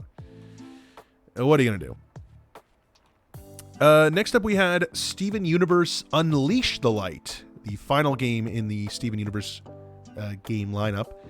And this is the one I was alluding to earlier that takes place towards the end of the series. So this was almost like a farewell. As you can see, the characters have their Steven Universe future designs. Steven is still in his normal design, but the other ones are like right at the end of Steven Universe, right before future. So there's no Spinel or anything. There's nothing from the movie, unfortunately. But the game itself is fine. It's just like they changed the way you move rather than it being free roaming to swiping screens like on a mobile phone, which I thought was a huge detriment. That was just such a letdown. But as you can see here, the combat is essentially the same. It's still turn-based. It's still like you get a certain amount of points you can use to attack the enemies. This game was just like way harder than the last one, and I don't know why. I guess I could have grinded more, but like, fuck that. Like, I wasn't gonna do that. There's also been a lot of updates to this game, and I didn't play with everything because there's a lot of like other modes and stuff they added, which is cool. And they were still updating it even as soon as a few months ago. They were still releasing updates. So if they keep updating it, that's really cool. That seems to be one of those things like of the modern age that has kind of caught me off guard, is like how many games have been supported for a long period of time. You get games like Call of Duty where they claim they're going to support it for like 2 years, but then they just straight up fucking lie and they only support it for like half a year, and then they're like, well, we're done, next game. But the games like this or Dragon Ball, what is it? Budokai Eiichi, no, not that. Xenoverse 2. Like years and years and years later, they're still updating it for you know, it's not free. You got to buy the characters, but the fact the game is still being supported is like that's really interesting to see. It's definitely one of those things that I think is like cool about modern games, that they can do that, but obviously not everyone does that because obviously it's not super feasible. Especially as games get better, it's like, well, are you using an old games system? I don't know. I don't really have anything else to say about this one. I'm probably not going to have a lot to say about a few of these here since I just played them recently. Next we had Ratchet & Clank Up Your Arsenal, last of the original trilogy on PS2. Not counting Deadlocked. What many people consider to be the best Ratchet & Clank game in the series. I think it's damn well up there. Probably at least in my top 3. I really like the future games, and I know most people are classic aficionados, so they like the original trilogy more. And I do like the original trilogy a lot, but it's a close one between this and Crack in Time for what I think is the best Ratchet & Clank game. And Rift Apart is really good as well. I just don't think it's quite at the same level as this one, or Crack in Time. But this is a great game. Another one that I feel like I just went on autopilot for, since I've played it at this point enough times that I can just kind of run through it. But I do love this game. I did play this one through emulation and like had a lot of issues, which I had heard. I don't know why I did that, because I had heard this game had problems, which is why it had so many issues in the PS3 version, because of the way it was originally developed on like a dual layer disc, which doesn't work well in other formats. So yeah, that was kind of weird. And one of the levels was like completely fucking broken, and I was afraid I wasn't be able to finish it, but I made it through. I love this game. Again, it's one of those like all-time classics in my opinion, and I you know, most people consider it the best one, and I think it's for a reason. It's because it really stands above the rest as like story-wise, it's by far the most advanced and most like interesting, and gameplay-wise, like the guns in this game are above and beyond like the most wild and they were really experimenting with some interesting stuff here. Not to mention you can get weapons from the previous games, which is like, okay, well, by default, this is like the best game because of that reason. You can do that in 2 as well, but this is obviously pulling from a bigger arsenal of weapons. No pun intended. Then we had, what was this? Infamous Second Son. Sucker Punch, one of the first big PS4 games, and a game that I, like, when it came out, you know, couldn't care less, but like played it and fucking loved it. And all these years later, playing it again, like, this is a very specific scene, but you say you just played these recently, but somehow they still feel so long ago. Yeah, well, that's true. This is only a few months ago, but this, playing it again now, it's like, you know, it definitely doesn't have the same, like, what am I trying to say here? Like, it doesn't, it definitely has shown its age a little bit, but I really enjoyed it. I still thought this was a great game. The gameplay alone is so good. I really wish you could switch your ability on the fly. That's one thing that I really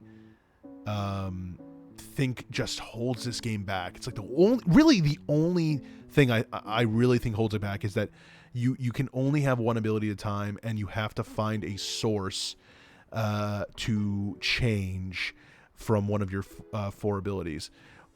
That really sucks, and especially when you're like in the late game, it can be a huge pain going to find different sources of stuff. It's annoying, especially smoke for some reason. Like, that's the hardest one to find, I found. But like, the gameplay is super satisfying. It's very rewarding. I did not wait. Can you just like only destroy a couple of those things and then like destroy the thing on top? I thought you had to break all of them. Well, he ran away, so I don't know. Oh, he needs more smoke. Yeah, you can only get smoke from like the smokestacks on top of buildings, which is a pain in the ass, especially like if you don't have any smoke left. Wow, okay, I was wrong. I thought you had to break all of the things on the side of the truck in order to break this, but apparently you don't, because he didn't do that. Learn something new. Other than that, though, other than the ability swapping, like, I really think this game is great. It's so rewarding to fucking, like, go through the map and do everything, you know, the security cameras, the trucks like that one, the spraying, the paint, graffiti, like, it's all so fun. And, like, it at the end of the day, that's what makes the game great. The story is interesting. It's nothing incredible, but it's, like, it's a good time. Getting shards and upgrading your stuff is again, it's super, like, feels great. It's very satisfying. I'm really disappointed they never made another one. I know a lot of people love Ghost of Tsushima, but I just really was hoping for another Infamous game, because this was such a good game. It's a disappointment, but maybe one day. I'm sure they could get the license to somebody if Sucker Punch wasn't going to do it. But that's that. On to the next one, which was BioShock Infinite. This was, I think, 45. So we're almost done. BioShock Infinite, which, I mean, one of my all-time favorites. I absolutely love this game. It's controversial. Some people think the story sucks. Some people don't. Whatever your take is, I think the game is gorgeous. I think, like, the music is fucking amazing. I like the gameplay personally. I think, like, the gameplay in here is better than BioShock. I think, like, they did a better job with, first of all, ammo is like a non-issue. As opposed to BioShock 1. Now, they lose a lot of the horror elements that made BioShock great, but you get, in my opinion, really cool character moments.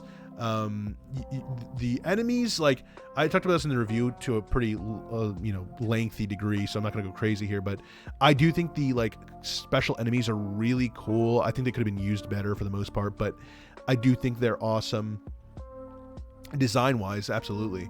And I just think like there's so many things about this game that I really feel like it's cool that Ken Levine's coming back with a new game, but it's like, man, what could he have made if he had just kept making games, in the last 10 years? Yeah, probably some cool ass shit, hopefully.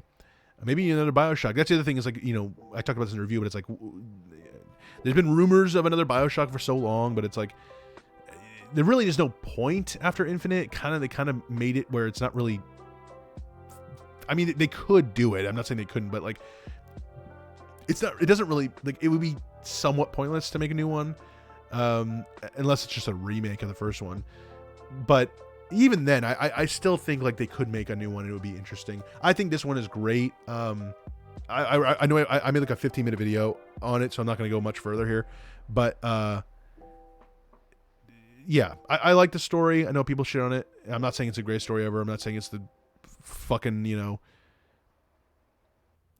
I don't know, Twin Peaks of storytelling. I don't know. I'm just saying, like, it's nothing fancy. It's just a solid story, in my opinion, and told in a really interesting way.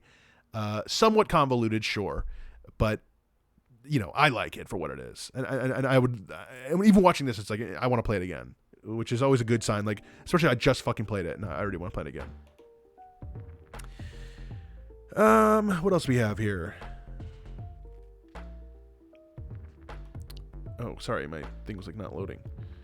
Oh yes, so now we have Portal 2. Another like very similar to BioShock Infinite in the sense of like, god damn, I wish they would just fucking make more games. But kind of Valve's magnum opus, I suppose. Portal 2 is like, it's such a classic, it's like they took something so straightforward and simple and made it so good. The puzzles are so, like, they're some of them are difficult, but like they're fun to solve. Of course, the story is great. Wheatley is so funny. GLaDOS is great.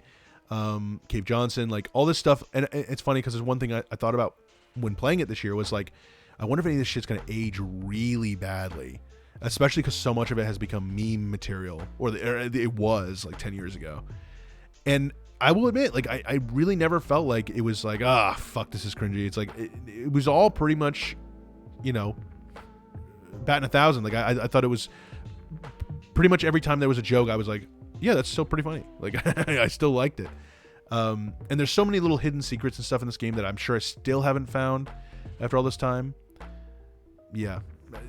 Not much else to say. I really liked it. I still do love it. And I would love to, I'll play it a million times. It was also interesting playing on Steam Deck because, like I said, they had the gyro controls, which was like really interesting to experience. It didn't really like help or hinder my gameplay. It just kind of was a cool extra thing. And I liked it, especially in like cutscenes and stuff, to like kind of like follow along with like what people were saying and like looking around. That was cool, but didn't add a whole lot to it. But I just thought it was cool that it was like part of the experience. What else do we have here? We have yes, the all-time legendary classic, Sonic Frontiers. I played more games that came out this year than I remembered. This one being the most recent. Sonic Frontiers, I made an 18-minute video on this. I'm not going to talk a lot about it here, but I will say that this was a dud. I know a lot of people were very positive about it, and that's cool. And I do want to say there are parts of this game that are cool as fuck. That is one of the worst things in the game. That every single time you come across an enemy, it does that. Very annoying. But in fact, the best way to describe the game, I would say, is honestly, it's just fucking annoying. That's the number one thing. Like, I think the way the game plays, like when you're in this open world as Sonic, feels so fun, but like This is a great example because it's just like, look at this. Look at how much, like, because you can't attack this enemy at all. Like, you have to wait, which is so fucking stupid. And like, you can use this thing and it like kind of works, and then it's like you can try to hit him here, but sometimes if you do this, you'll accidentally hit the fucking thing and take damage. You can do combos, but sometimes the combos don't carry over to the next combo. Yeah, when I figured out the cat secret, trick, I guess, more than a secret, where you can just like basically get every collectible from Big, that really kind of flipped things on its head and made me realize I don't have to play half this fucking game. But like, the game had so much potential, and I really look forward to the future because I really think they could take this and make something really cool out of it. But like, as it is, I just like, this game's disappointed me beyond measure, and my day is ruined. And I really think like, I hate this. Like, just watching this makes me angry. Look how fucking slow it is. It just, and like, all this stuff is fine and dandy, but it's like, the second you don't want to do this, which will happen, and you're stuck, and you're like, I can't leave here. It's just like, I hate this shit. It's like, I hate that you get, like, at the beginning of the game, this is not a problem because you don't know what you're doing. And you're just like, oh, wow, oh, fuck, I'm going up here, I'm going up here. But when you realize what you're doing and you're trying to get shit done, and you're like, oh, I don't want to do this, but you're locked in because you're, oops, you hit the button, now you're locked into this. It's like, fuck this. And that's how I feel about the whole game. It's such a fucking frustrating mess.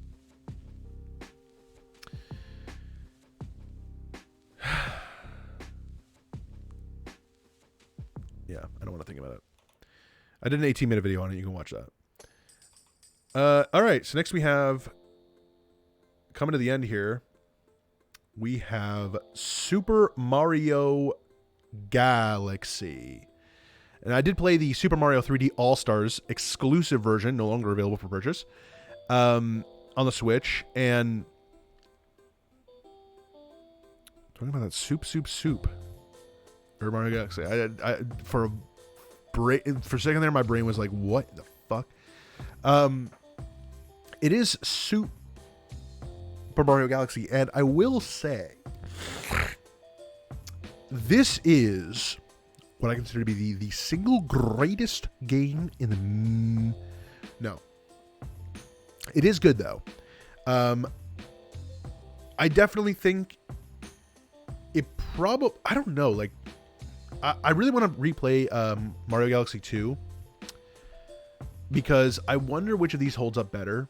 Because the thing is, this game, I think Galaxy 2 is the better game, but like, the green stars really make the game like overstay its welcome a little bit.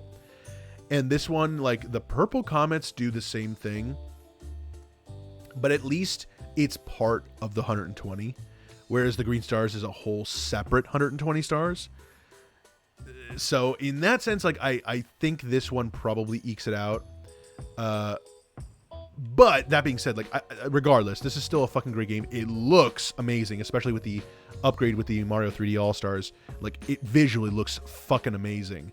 I talked about this in the video a little bit, but the controls are kind of changed where you can use the Pro Controller, but you still have to kind of use motion controls, which is a little odd, but for the most part, like, it's pretty much your standard Mario Galaxy as far as the Wii version. It's one of the best 3D Mario games, you know, bar none.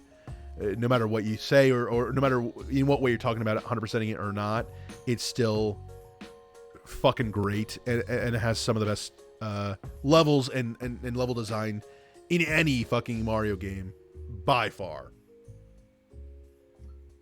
The bosses are hit or miss, but like, I really think some of these levels are fantastic. But I've talked it to death, so let's move on. Number 49. One of the OGs right here. The Legend of Zelda: The Wind Waker HD, which I just finished playing a few weeks ago. Or a week ago. A week ago. A little over a week ago. And this was one that I was worried about for sure because I put it off so late into the game. But I mentioned this in the video, I think, that I was kind of putting it off because I was waiting for a potential Switch re-release to be announced, which it was not. And I did end up playing this on my Steam Deck, which was really interesting and fun, and it played flawlessly. Like I had basically no issues whatsoever. The game itself definitely has frustrating elements to it, and I think, especially because I was at the end of my list and I was really ready to be done, I think a lot of those things kind of stuck out to me and really bothered me. But that being said, like, this is a fucking great game, and it's hard to really... That stuff all is so minor in the grand scheme because there's just so much of this that I love. The character designs, the world, like even the side quests, which there's a million of them, as there is in every Zelda. Even these I didn't think were too bad. There's a couple that are a bit of a pain. Even this, like, this is the one where you have to get all the joy pendants. But, like, the thing is, you're just going to probably collect joy pendants in the game anyway. So it's really just a matter of coming back here and giving them to this teacher. You know, I mean, you might not have enough because you have to get like 40, I think. But on your own, you're probably going to collect a decent amount because enemies do drop them. So unless you're going out of your way to not pick them up, you're going to eventually get close to that. And then it's probably just grinding a couple bokoblins or whatever to get the last few. That being said, I love this game. It's one of my favorite games of all time. It's definitely my favorite Zelda ever, and it was a joy to play it again. I'm really glad it's been so long, not since it was released for Wii U. I mean, I think I don't know if I ever played it twice or just the first time, but it was, regardless, it was very fun to come back to because, you know, it's one of the all-time greats. And lastly, we come to... Oh my, this is in another language. I didn't realize. I think this is in Italian. The final game on the list. We're at the end. Let's go to Yeti Boxing. So I can see this shit in action. Where is Yeti Boxing?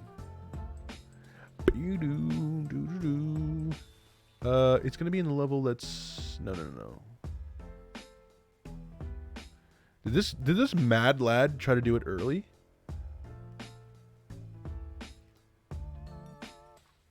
I don't know. I can't find it. Where are you, Yeti Boxing? Or did he save it to the end? What is going on? Where is it?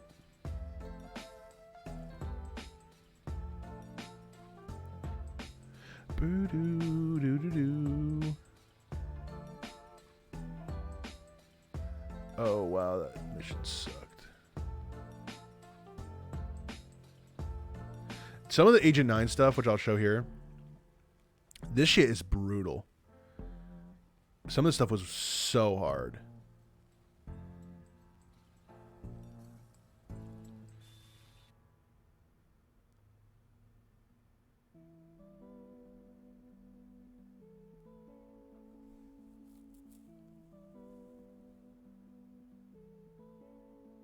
Oh, there it is. Let's see how this guy does.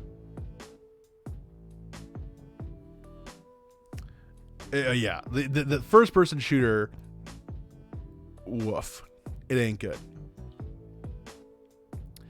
But I mentioned this, obviously I just put the video up yesterday, so I don't really have anything else to say about this game, but I will say I mentioned Yeti Boxing, which is, in my opinion, the worst part of this game. It is basically just a mini game where you play as Bentley the Yeti, and you box this other Yeti. It's not fun. The controls are very bad. And above all else, the punching doesn't seem to fucking work. Like, sometimes the punches just seem to go through his head. I don't know how, but they do. This guy's doing pretty well. But it seems like every time you get like... Alright, not too bad. He's actually cleaning the house. Beat him pretty quickly in the first round. But of course, as I mentioned, you have to beat him twice, which is ridiculous. But this guy's Italian, so he's probably got, you know, Italian stallion shit going on. You know, no chance against him anyway. Let's get to the fight. Here we go. Okay. But the thing is, like, what I hate the most about this is, like, I heard an Italian Spyro Yeti boxing is way easier. That it could very well be. But based on this is going, it seems like it's right up the normal alley. The thing is, the Yeti doesn't give a fuck, and like he will just like I said, I swear to God, it seems like sometimes he just punches through your shit. If you're blocking, it doesn't matter. And also, if you try to punch, sometimes he just like the punches seem to not hit. I don't know. It's so fucking annoying. The only advice I've ever seen online is people claim if you mash the jab, it works, which I ended up doing. But like even then, it really didn't make a ton of difference. The other thing is like with this, you have to with a second fight, you have to fight him in 3 rounds, and you have to try to beat him before the end of the 3rd round. And you both get health back after each round. I don't know how much. Not a lot, I don't think. But it's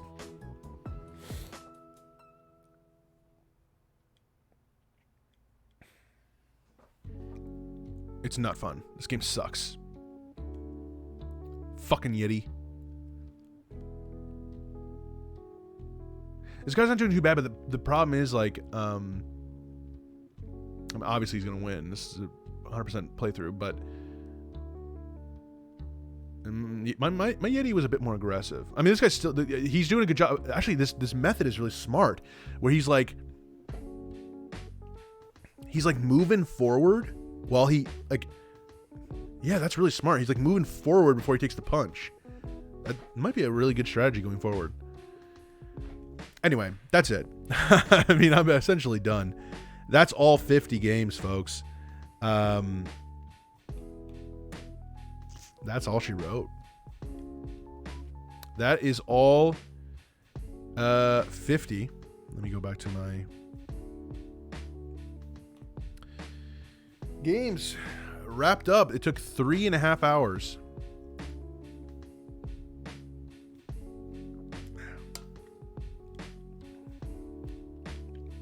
It is time for the main event. I thought you were gonna say he said it best. I got a lot left in the tank.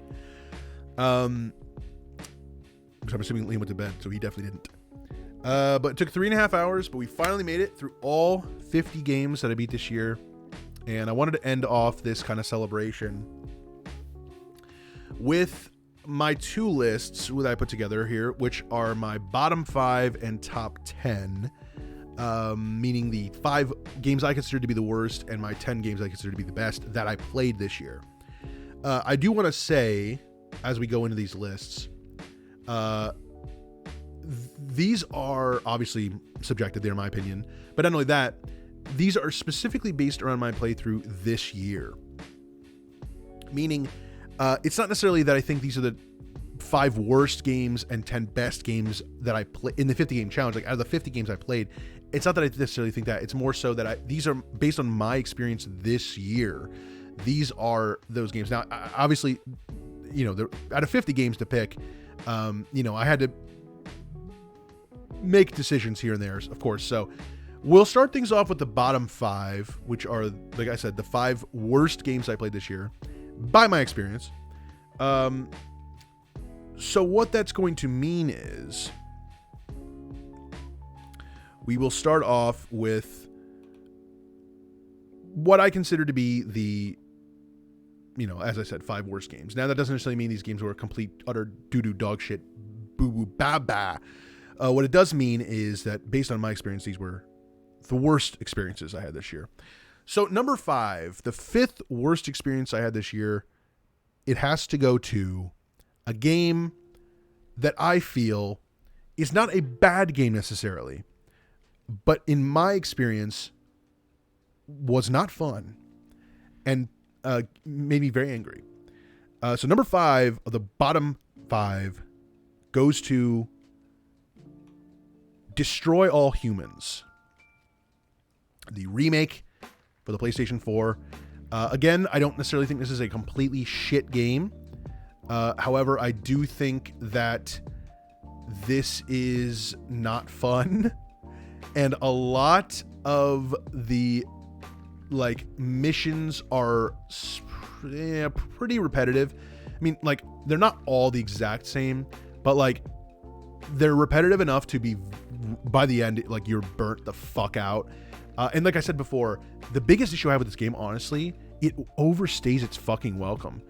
Especially when you're at the end and you're fighting the final boss. Like, you fight the boss and it's like, oh, that was really hard. And then it's like, well, there's 2 more bosses. And it's like, yo, we didn't need that. Like, do the one and let it be over. And that really, like, kind of put me over the edge, where I felt like we didn't need this. But that's number 5. Number 4, fourth worst game I played this year. Fuck me. The 4th worst game, to be honest with you, again, this isn't necessarily a complete, utter doo-doo dog shit piece of shit, although they could be easily argued as such. What I will say is that my number 4 goes to...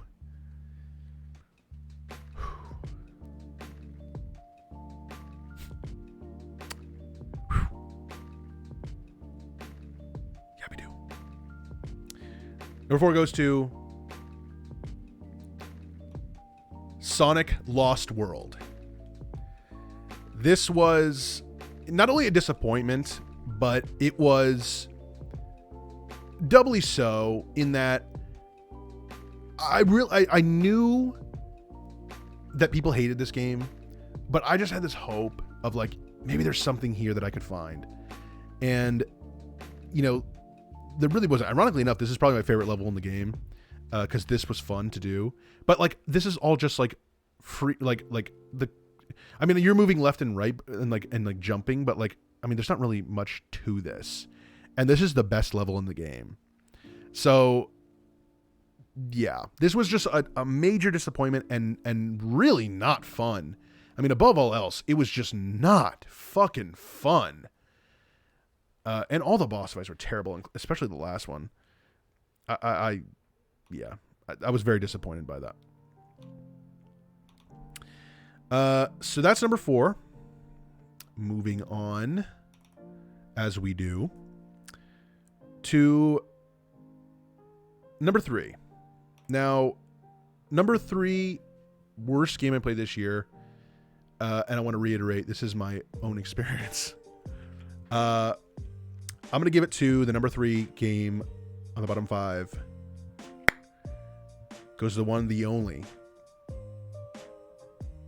OG BioShock. Again, I'm a big BioShock fan. I love the franchise, love the story, love the world. But I would be lying.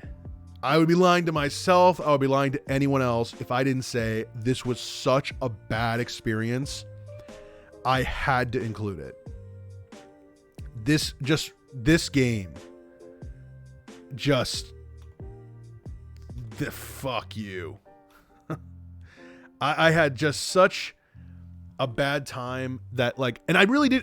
I'll be honest, when I was putting this list together, I was like, I don't want to put this on the list because I don't think it's a bad game, but, like, I just had such a bad time that I was like, am I gonna lie? Am I gonna lie and be like, well, it was wasn't one of the worst, but it's like, it really was. So my 3rd worst game this year was BioShock. I would not want to say that out loud to anyone because like I said, I don't hate this game, but it was a bad time. And some of it may have been my fault. I don't know. Who knows? We'll never know. And I'm going to blame the game because it's easier to do that. That was number 3. So that brings us to the top 2 here. The 2 worst games I played this year. And I think it's probably pretty obvious what they are. But regardless, we're going to go through it like we would. So let's get to it. The number 2 worst game I played this year goes to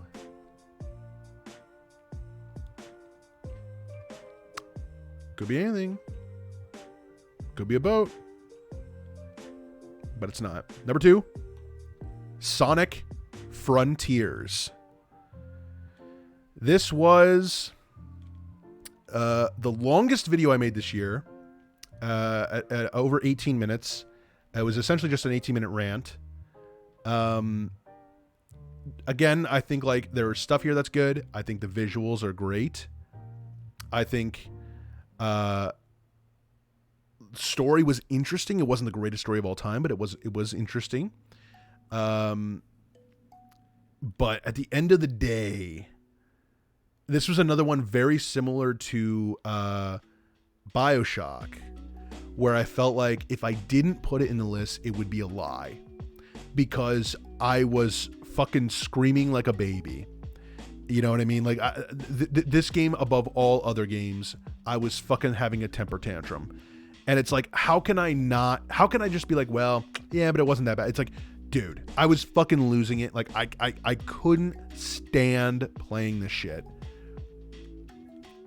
This was without a doubt one of the worst experiences I had this year, but I figured it would be number 2 because it's not quite the worst. There was definitely one that I had a worse time with, but I really struggled, and it sucks because I don't even hate this game as much as I might say it. Like I really think like there's a lot here, and I don't even like.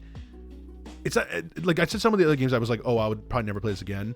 Like I think I said about Everybody's Gone on the Rapture or whatever. But like, I would play this again because I feel like there's stuff here too that was fun.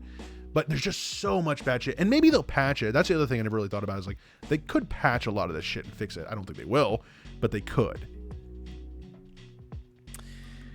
And that brings us to number 1. So, yeah, so that's the top or bottom 4, whatever you want to fucking call it. Which brings us to numero uno, the number 1 worst game I played this year, and it's probably pretty obvious, I would think. It's the game that I lost my shit on. It was the first big game I lost my shit on this year, I think. Maybe BioShock was first, I don't remember. But I gotta give it to him. The number 1 worst game I played in 2022. Epic Mickey. This was immensely disappointing. It was frustrating. It was aggravating. No, I think Epic Mickey 2 is flawed. But at the end of the day, nothing compares to the control of this game. Epic Mickey 1 controls like such a piece of shit. I have never played any game quite like it. The feeling of moving through sludge, which even looking at this, like it doesn't look that bad, but I'm telling you, the amount of times I fell off platforms, the amount of times it feels like shit. Aiming with the Wii remote is so bad, and it was better in Epic Mickey 2, so I do think it's not the Wii. It was definitely the game. But like, I had to play multiple levels like multiple times because like there was no checkpoint system. It just, everything to do with this game was bad. Other than the like story was whatever, and like the art, I like the art style. Everything else can go fuck itself. This was by far the worst game I played this year. And that's my bottom 5. So, I'm glad we got that out of the way. Because that was the bottom 5 worst games I played this year. Now it's time to wrap things up with the last thing. But before we do that, before we go to the top 10 games, the 2022 50 game challenge, real quick, I just want to talk about the future. It's not going to be long. But I wanted to mention kind of my plans going forward for 2023.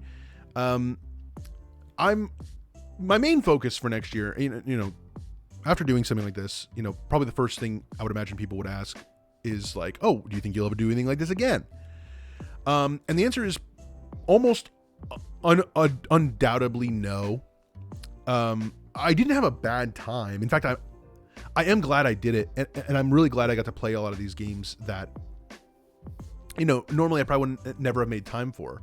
But it took up so much of my time, and I you know, that's fine, but it's definitely just, it's one of those things where it's like, yeah, I'm glad I did it, but like, I'm ready to move on. And I don't think it's something I would probably do again. If I did, I'd probably do it at a much smaller number, or maybe more specific to like a franchise or something. I just don't think this type of thing is something I look forward to doing again. That being said, like I said, I don't hate that I did it. I'm glad I got it done.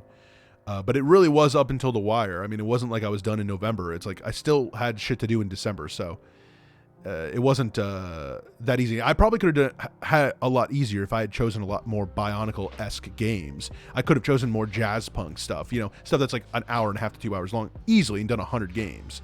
But I didn't want to do that. You know, I wanted to do games that I legitimately wanted to play, as well as games that I had in my backlog that I hadn't gotten to, or what have you. So, you know, that was kind of all part of it. The addition of short-term games were more just to fill the gaps where I didn't have anything.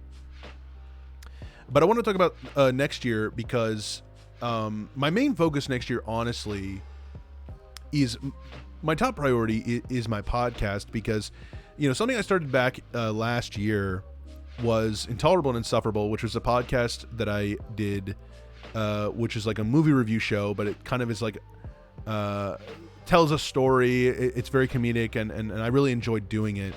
And I did a season of it of 12 episodes last year, and then at the beginning of this year I did another 12 episode season, and I really enjoyed doing that. And I wanted to do a third season this year, but I just didn't have time.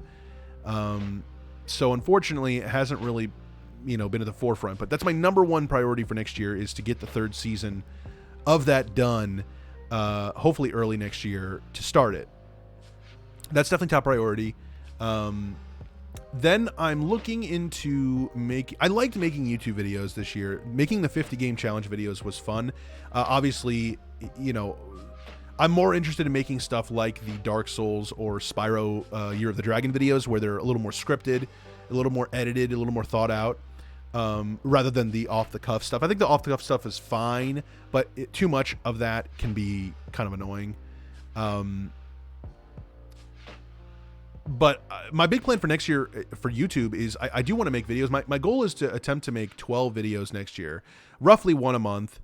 And the idea is going to be kind of one of two things. I'm either going to go with, you know, making review videos, but that are more, you know, almost like a grab bag compilation-esque videos, where they're a little longer form, maybe closer to like 15 to 20 minutes, but they cover multiple games, maybe like 4 or 5 games that I've been playing. Rather than short form reviews, I just think too many of those can get kind of tedious, and oftentimes you just repeat yourself, and you know, it's not really a video to watch more than once. It's kind of just like, yeah, you watch it and you get it. It's whatever. But I think the idea of making like a grab bag type multiple game review could be entertaining, could be fun, could be something different. So that's one thing I'm leaning towards. And then the other thing would be potentially going into video essays. One thing I've found that I've like become really into in the last few years on YouTube is watching video essays. I think there's something so interesting about kind of relaying your thoughts in a spoken word format, but also being able to edit and kind of make visuals out of it that can go, I don't know. There's something about that I think can be done so well. And I think I could potentially do it decently. So that's something else I really want to work on for YouTube next year. Is I want to do 12 videos total, and a mix of some of them being kind of review compilation videos, some of them being video essays on subjects that I'm interested in. So we'll see. That's something else that I'm looking forward to. And then lastly, last priority would be Twitch streaming, which I'll admit is on the bottom of the list. It's not something I'm super interested in. I like Twitch. I like watching Twitch. But streaming can be difficult, because the thing is, when you make a podcast or when you make a YouTube video, it doesn't really matter when you make it. Like, the content can always be relevant if you make it such. Anyone can watch it at any time, you know, the day it goes up or 2 years later, and it should, you know, as long as it's well done, it can hold its relevancy. With Twitch, it's like, it's all about being there live. And you can watch VODs. I mean, I watch VODs, but like, there's a different experience when you're watching live than when you're not. And it's like, the grind it takes to get an audience is not something that I think is worth it for me to do. It's such a large amount of work that it takes to really start from scratch and build an audience on Twitch specifically. And the thing is with YouTube and a podcast, like it's going to sound bad, but like the audience doesn't matter. It's like when you're making content on YouTube, when you're making content as a podcast, like the content is what you make it. On Twitch, it's like 90% of what makes Twitch unique is the audience interaction. Without it, it's like you're losing what the whole point is. You can still make Twitch streams without an audience.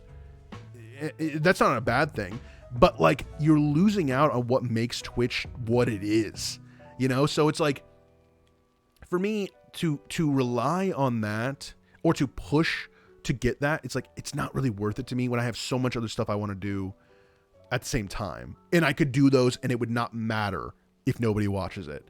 You know what I mean? But like, if nobody watches on Twitch, you lose a large portion of what makes it unique. And the only way to get an audience is to keep grinding. And like I said, I'm just not really interested in doing that. So I'm not to say I won't stream at all next year, but like, I definitely think it's the lowest on the priority list. Maybe once every month or two, do a couple like retro game streams would be fun, like playing older like PS2 or PS1 games. I think that would be fun. I know like I really want to do like Rising Zan and Way of the Samurai 2. I think those games would be really fun to stream, but like that's not something I'm going to stream every day. It's like not really. It takes up so much time. And I've already got so much other shit I want to do. It's like, I got to pick and choose. And if I'm going to pick those two over Twitch. But that's all I want to say about the, potential future. Otherwise, so we're just wrapping things up here. All I really have left is the top 10. So this is it. This is the big finale. The top 10 games of the 2022 50 Game Challenge. My 10 favorite games I played. And there is one stipulation. And I wanted to wait till the last minute because I didn't want to overdo it. But there's one special stipulation with this list. And that is out of the sake of it being a more interesting list. Same rules apply as the bottom 5. It is based on my experience in the playthrough from this year. So it's not necessarily that I think these are the best 10 in order of my favorite games ever. It's just, it's based on my experience this year. That being said, I decided to make a special little tweak to this list, which is that I'm not going to include the Spyro trilogy. So Spyro the Dragon, Spyro 2, Ripto's Rage, and Spyro Year of the Dragon are not going to be on the list because I'll just tell you straight up, they would be number 1, 2, and 3 because they're my favorite games of all time. So instantly it would ruin the list because it's like, well, 3 of the choices have already been taken and it's the top 3. So I decided to omit those games. If you want to include them, just bump the list down and put those 3 on top. That's all you got to do. Otherwise, this is the list. So let's get into it. Stop wasting time. We're almost 4 fucking hours in. This is a Ryan stream.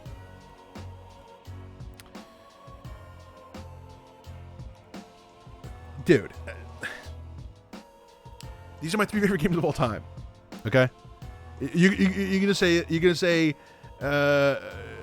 Resident Evil Remake isn't going to be number 1, even though there's even with the crank, you know?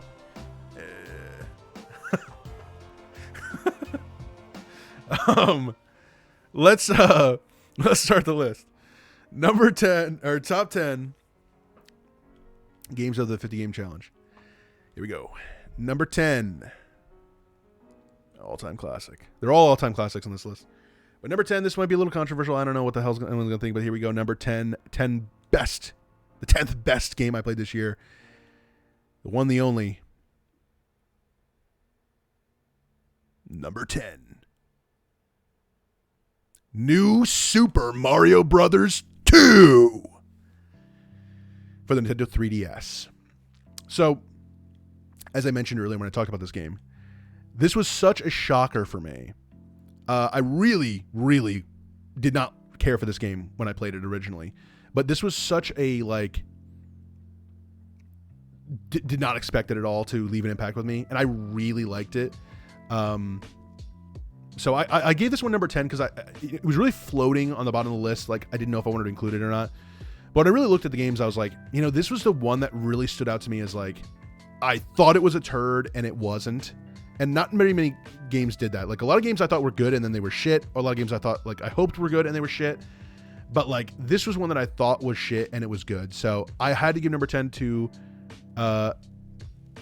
New Super Mario Bros. 2 because, it really surprised me, and I got to give it credit for that.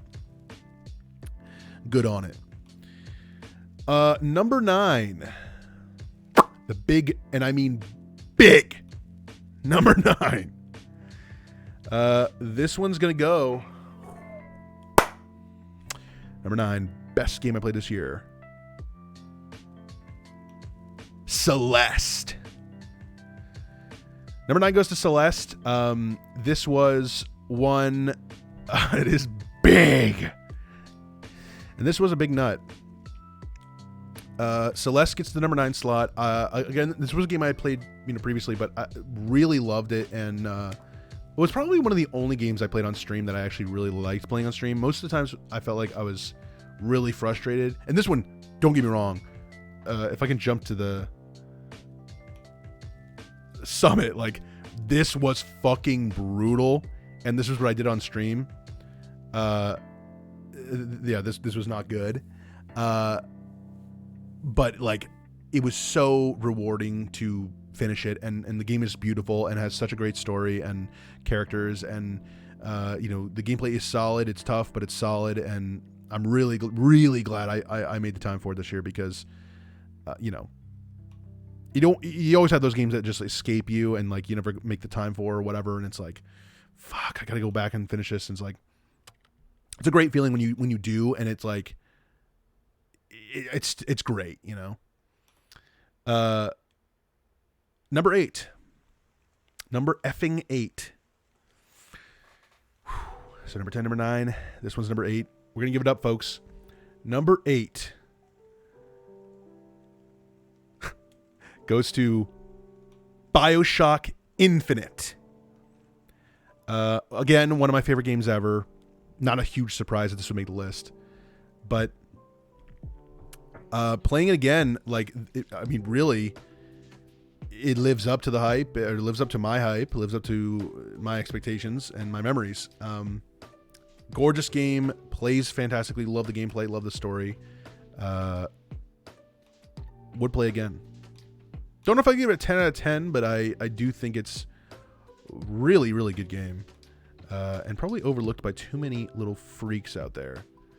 Should I just start throwing slurs out? No. We'll wait on that. I thought it was definitely a better experience playing now that I'm older. Wow. Well, you are old. All right. Let's move on. That was number 8. Let's move to number 7. Number 7, ladies and gentlemen. Number 7. Sometimes I gotta repeat it. Number 7. What is number 7? Number 7 in the top 10 games of the 50 game challenge. Let's do it, brothers. Number 7. Oh, God. So scared. Goes to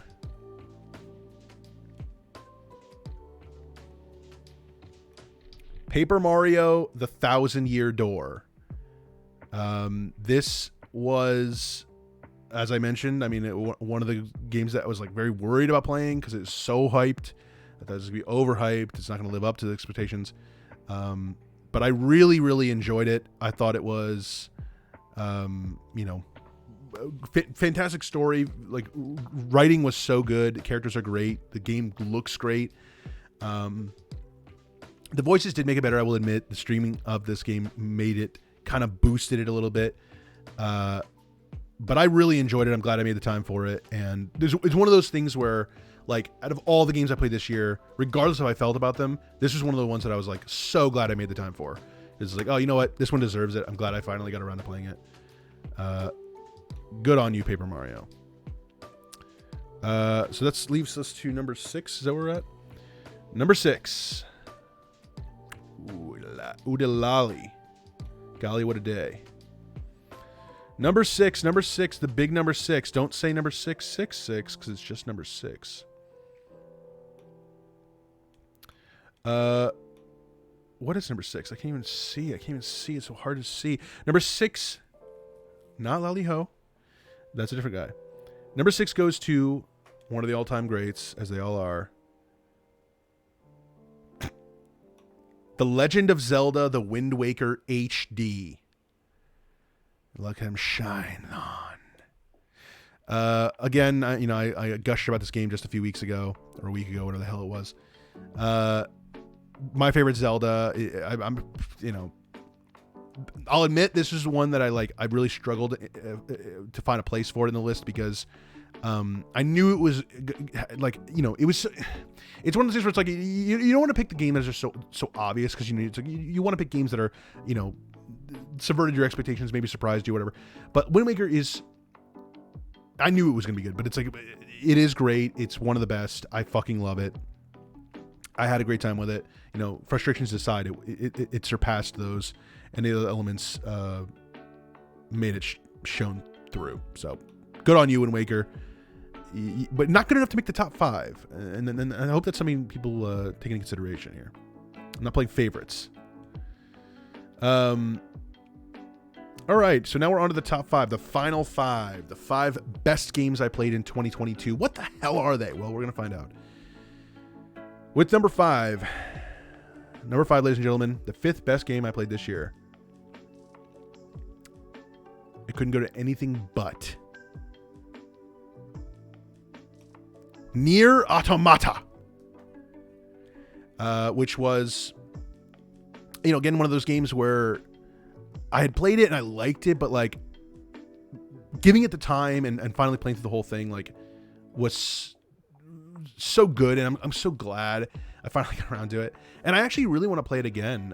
It's not a lot of the games I've said it for a few games on this list, but not a lot of the games I played this year would I be jumping the gun to play again.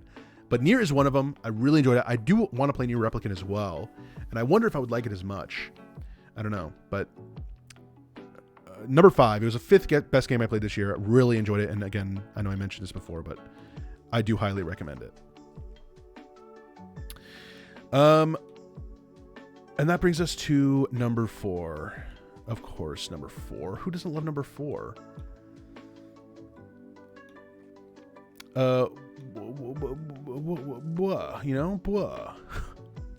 Sorry. Number 4. We're in the top 4 here, folks. We're almost done. 4 hours in. We got just 4 games to go, and then we're done. Number 4. 4th best game I played this year. And this is another one that's probably a no fucking brainer, but no. We're fine. We're all right. We're getting there. Number 4. Again, this one might be a little obvious, but I know I'm not a little bitch. I'm going to be honest here. Number 4 goes to Sonic Adventure. I mentioned it's my favorite Sonic game, and that's true. And it's a game that I love to come back to. Playing with the better SADX mod this year was very cool because obviously it was as you can see here, the game looks so good. Yes, it's so funny because Sonic is so polarizing for me. 2 Sonic games were in the bottom 5, and one was in the top 10. Not only that, but in the top 5. He was a 4. That's insane. But that's how much I love this stupid bastard, and specifically Sonic Adventure. I don't give a shit what anyone says. This game is fucking great, and as always, I love playing through it. So it was my 4th favorite game to play this year. Shoot me, okay? But now we get to the top 3. These are the big 3. I mean, these are the ones that the rest, for all intents and purposes, we're all child's play. Let's be honest. Nobody cares about the rest of it. However, it's time to move on to the top 3, the big 3, the best 3 games I played this year. So for number 3, this was where it really started to get a little difficult to pinpoint where I wanted to put these. But I figured smack down the middle. Call it like and and I had to call it, and I did, and God forbid I can't hold it back anymore. And the number 3 best game I played this year, It Takes Two. I thought that it was very well deserved of the 2021 Game of the Year award, and this was a blast. I really enjoyed playing it, and it was such a different experience. You know, a lot of the games I played were pretty similar, and that's not their fault, but this was like such a different type of game, and it really stuck with me, and I really enjoyed it. So It Takes Two. What can I say? If you haven't played it, I highly recommend you do. Find a friend, for someone who's not in the chat. But it was it was a great game, and you fucking forgot you even played it. That's how good it was. So now, yeah, you know what? It really, let me reorganize the list. No, it really did disappoint me they didn't use the song. Maybe couldn't afford the rights. Joseph Fares, cheap bastard. But it is what it is. It is what it is. And that brings us to the top two best games I played this year. And this was tough. This was damn tough to make this call. But I really knew deep in my heart, deep in my soul, what the second best game was I played this year. And I think it goes without saying, ladies and gentlemen, the second best game, and I mean second best, not best, second best game that I played in the year of our Lord 2022, without a doubt, goes to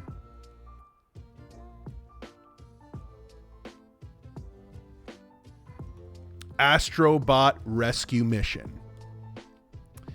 This was, I mentioned that it was by far the best VR game I've ever played. But this game was beyond fucking awesome. You could head bash a steel gray and knock it over. How do you get better than that? This game was just phenomenal, and I absolutely loved it. And in fact, I'll be honest with you, as much as I swore I would never do this again, I kind of want to fucking play it and bust out that piece of shit fucking VR. And I think I might do that because I really want to play it again. Absolutely loved it. It was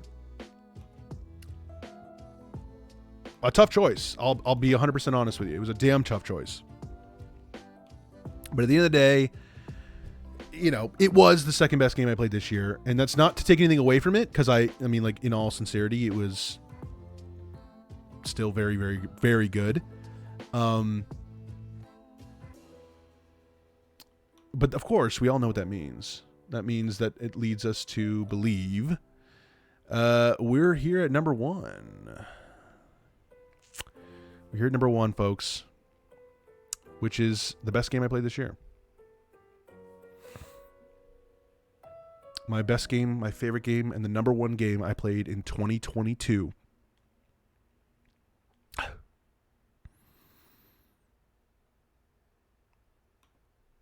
is Dark Souls.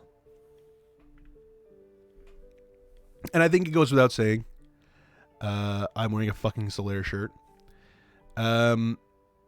This was my favorite game I played this year. I may regret this, but it's one of my favorite games I've played in many years.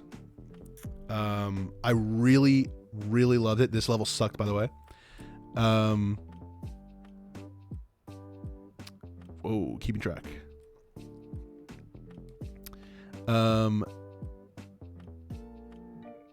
It was so great, man. I can't. What else is there to fucking say? I could sit here all day and talk about how great it is, but what the fuck else is there to say? Yeah, this part sucked. Well, it's funny because, like, I think about all these parts and I'm like, oh, this part sucked, but it still was like so satisfying to beat it, you know, even though it sucked. And that's how I feel about this. I wanted to see if I can find the whatever it's called. I don't remember where it is though. The part where you have to run up the ramp like it's a guy shooting the shit at you. I wasn't ready for it to end, and like there is DLC. Well, I don't give a shit about the DLC. I'll be honest with you. Because I just don't give a fuck about it. I don't own the DLC, which I'd have to buy that, so that'd be a whole thing.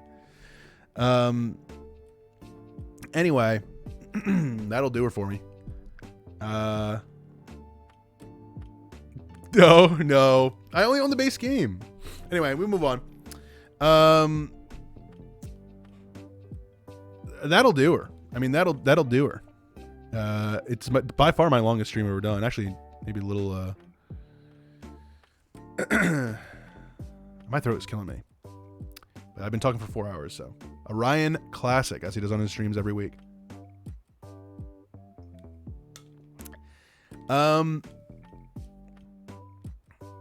That'll do her, as I said for the 50th time. Let me get this shit off screen. Oh man. Thank you so much, Ryan, for sticking around. Liam, I'm sure you'll be watching the VOD. Anybody else who tuned in or watches this on my YouTube channel, thank you so much. It has been a wild, wild year. Very hectic. In a personal level, I started a new job this year. Of course, did this stupid fucking challenge. Did my second season of my podcast. Started streaming for the first time. Just so many things happened this year. Got COVID. And like the brain fog has essentially destroyed my life. But at the end of the day, it was a very progressive year. Well, not the word I was meaning to use, but sure. It was a very there's a brain fog. It was a very productive year. There it is. It was a very productive year, which was kind of the goal, I think, from the get-go. It was like, yeah, I should do stuff that'll make me like work and like, produce content, something I haven't done in a long time. And like at the end of the day, that is awesome. And I can always look back on that and be like, wow, I did that. I mean, I can never say I couldn't do that. It's not like I can say like, I couldn't put out 50 videos in a year. It's like, I did it. So, can't say anything against it. But at the end of the day, it's taught me a lot. I think I've learned more in this year than I have in most years of my life. And at the end of the day, it was my 30th year. And I feel like I didn't do everything I wanted to do in my 30th year by far. But I got a lot done. And I think for that, it's worth celebrating. And, tomorrow is New Year's Eve. So say goodbye to this year. So long to the 50 game challenge. I don't know what the hell I'm going to do about playing video games, because I feel like I both feel empty, where like I feel like I'm always anytime I'm like doing nothing, I feel like I should be playing a game, which is always how I felt for this whole year. But like I don't have to. So I don't know. But anyway, enough stammering. It's over 4 hours now. We got to wrap this shit up. Thanks to everyone watching, whoever did or didn't. It has been a long road, and I hope to see you all in 2023, whether through my podcast on Spotify, through my YouTube channel, or on Twitch. Either way, it's been a wild year. See you all in 2023. So long, everybody.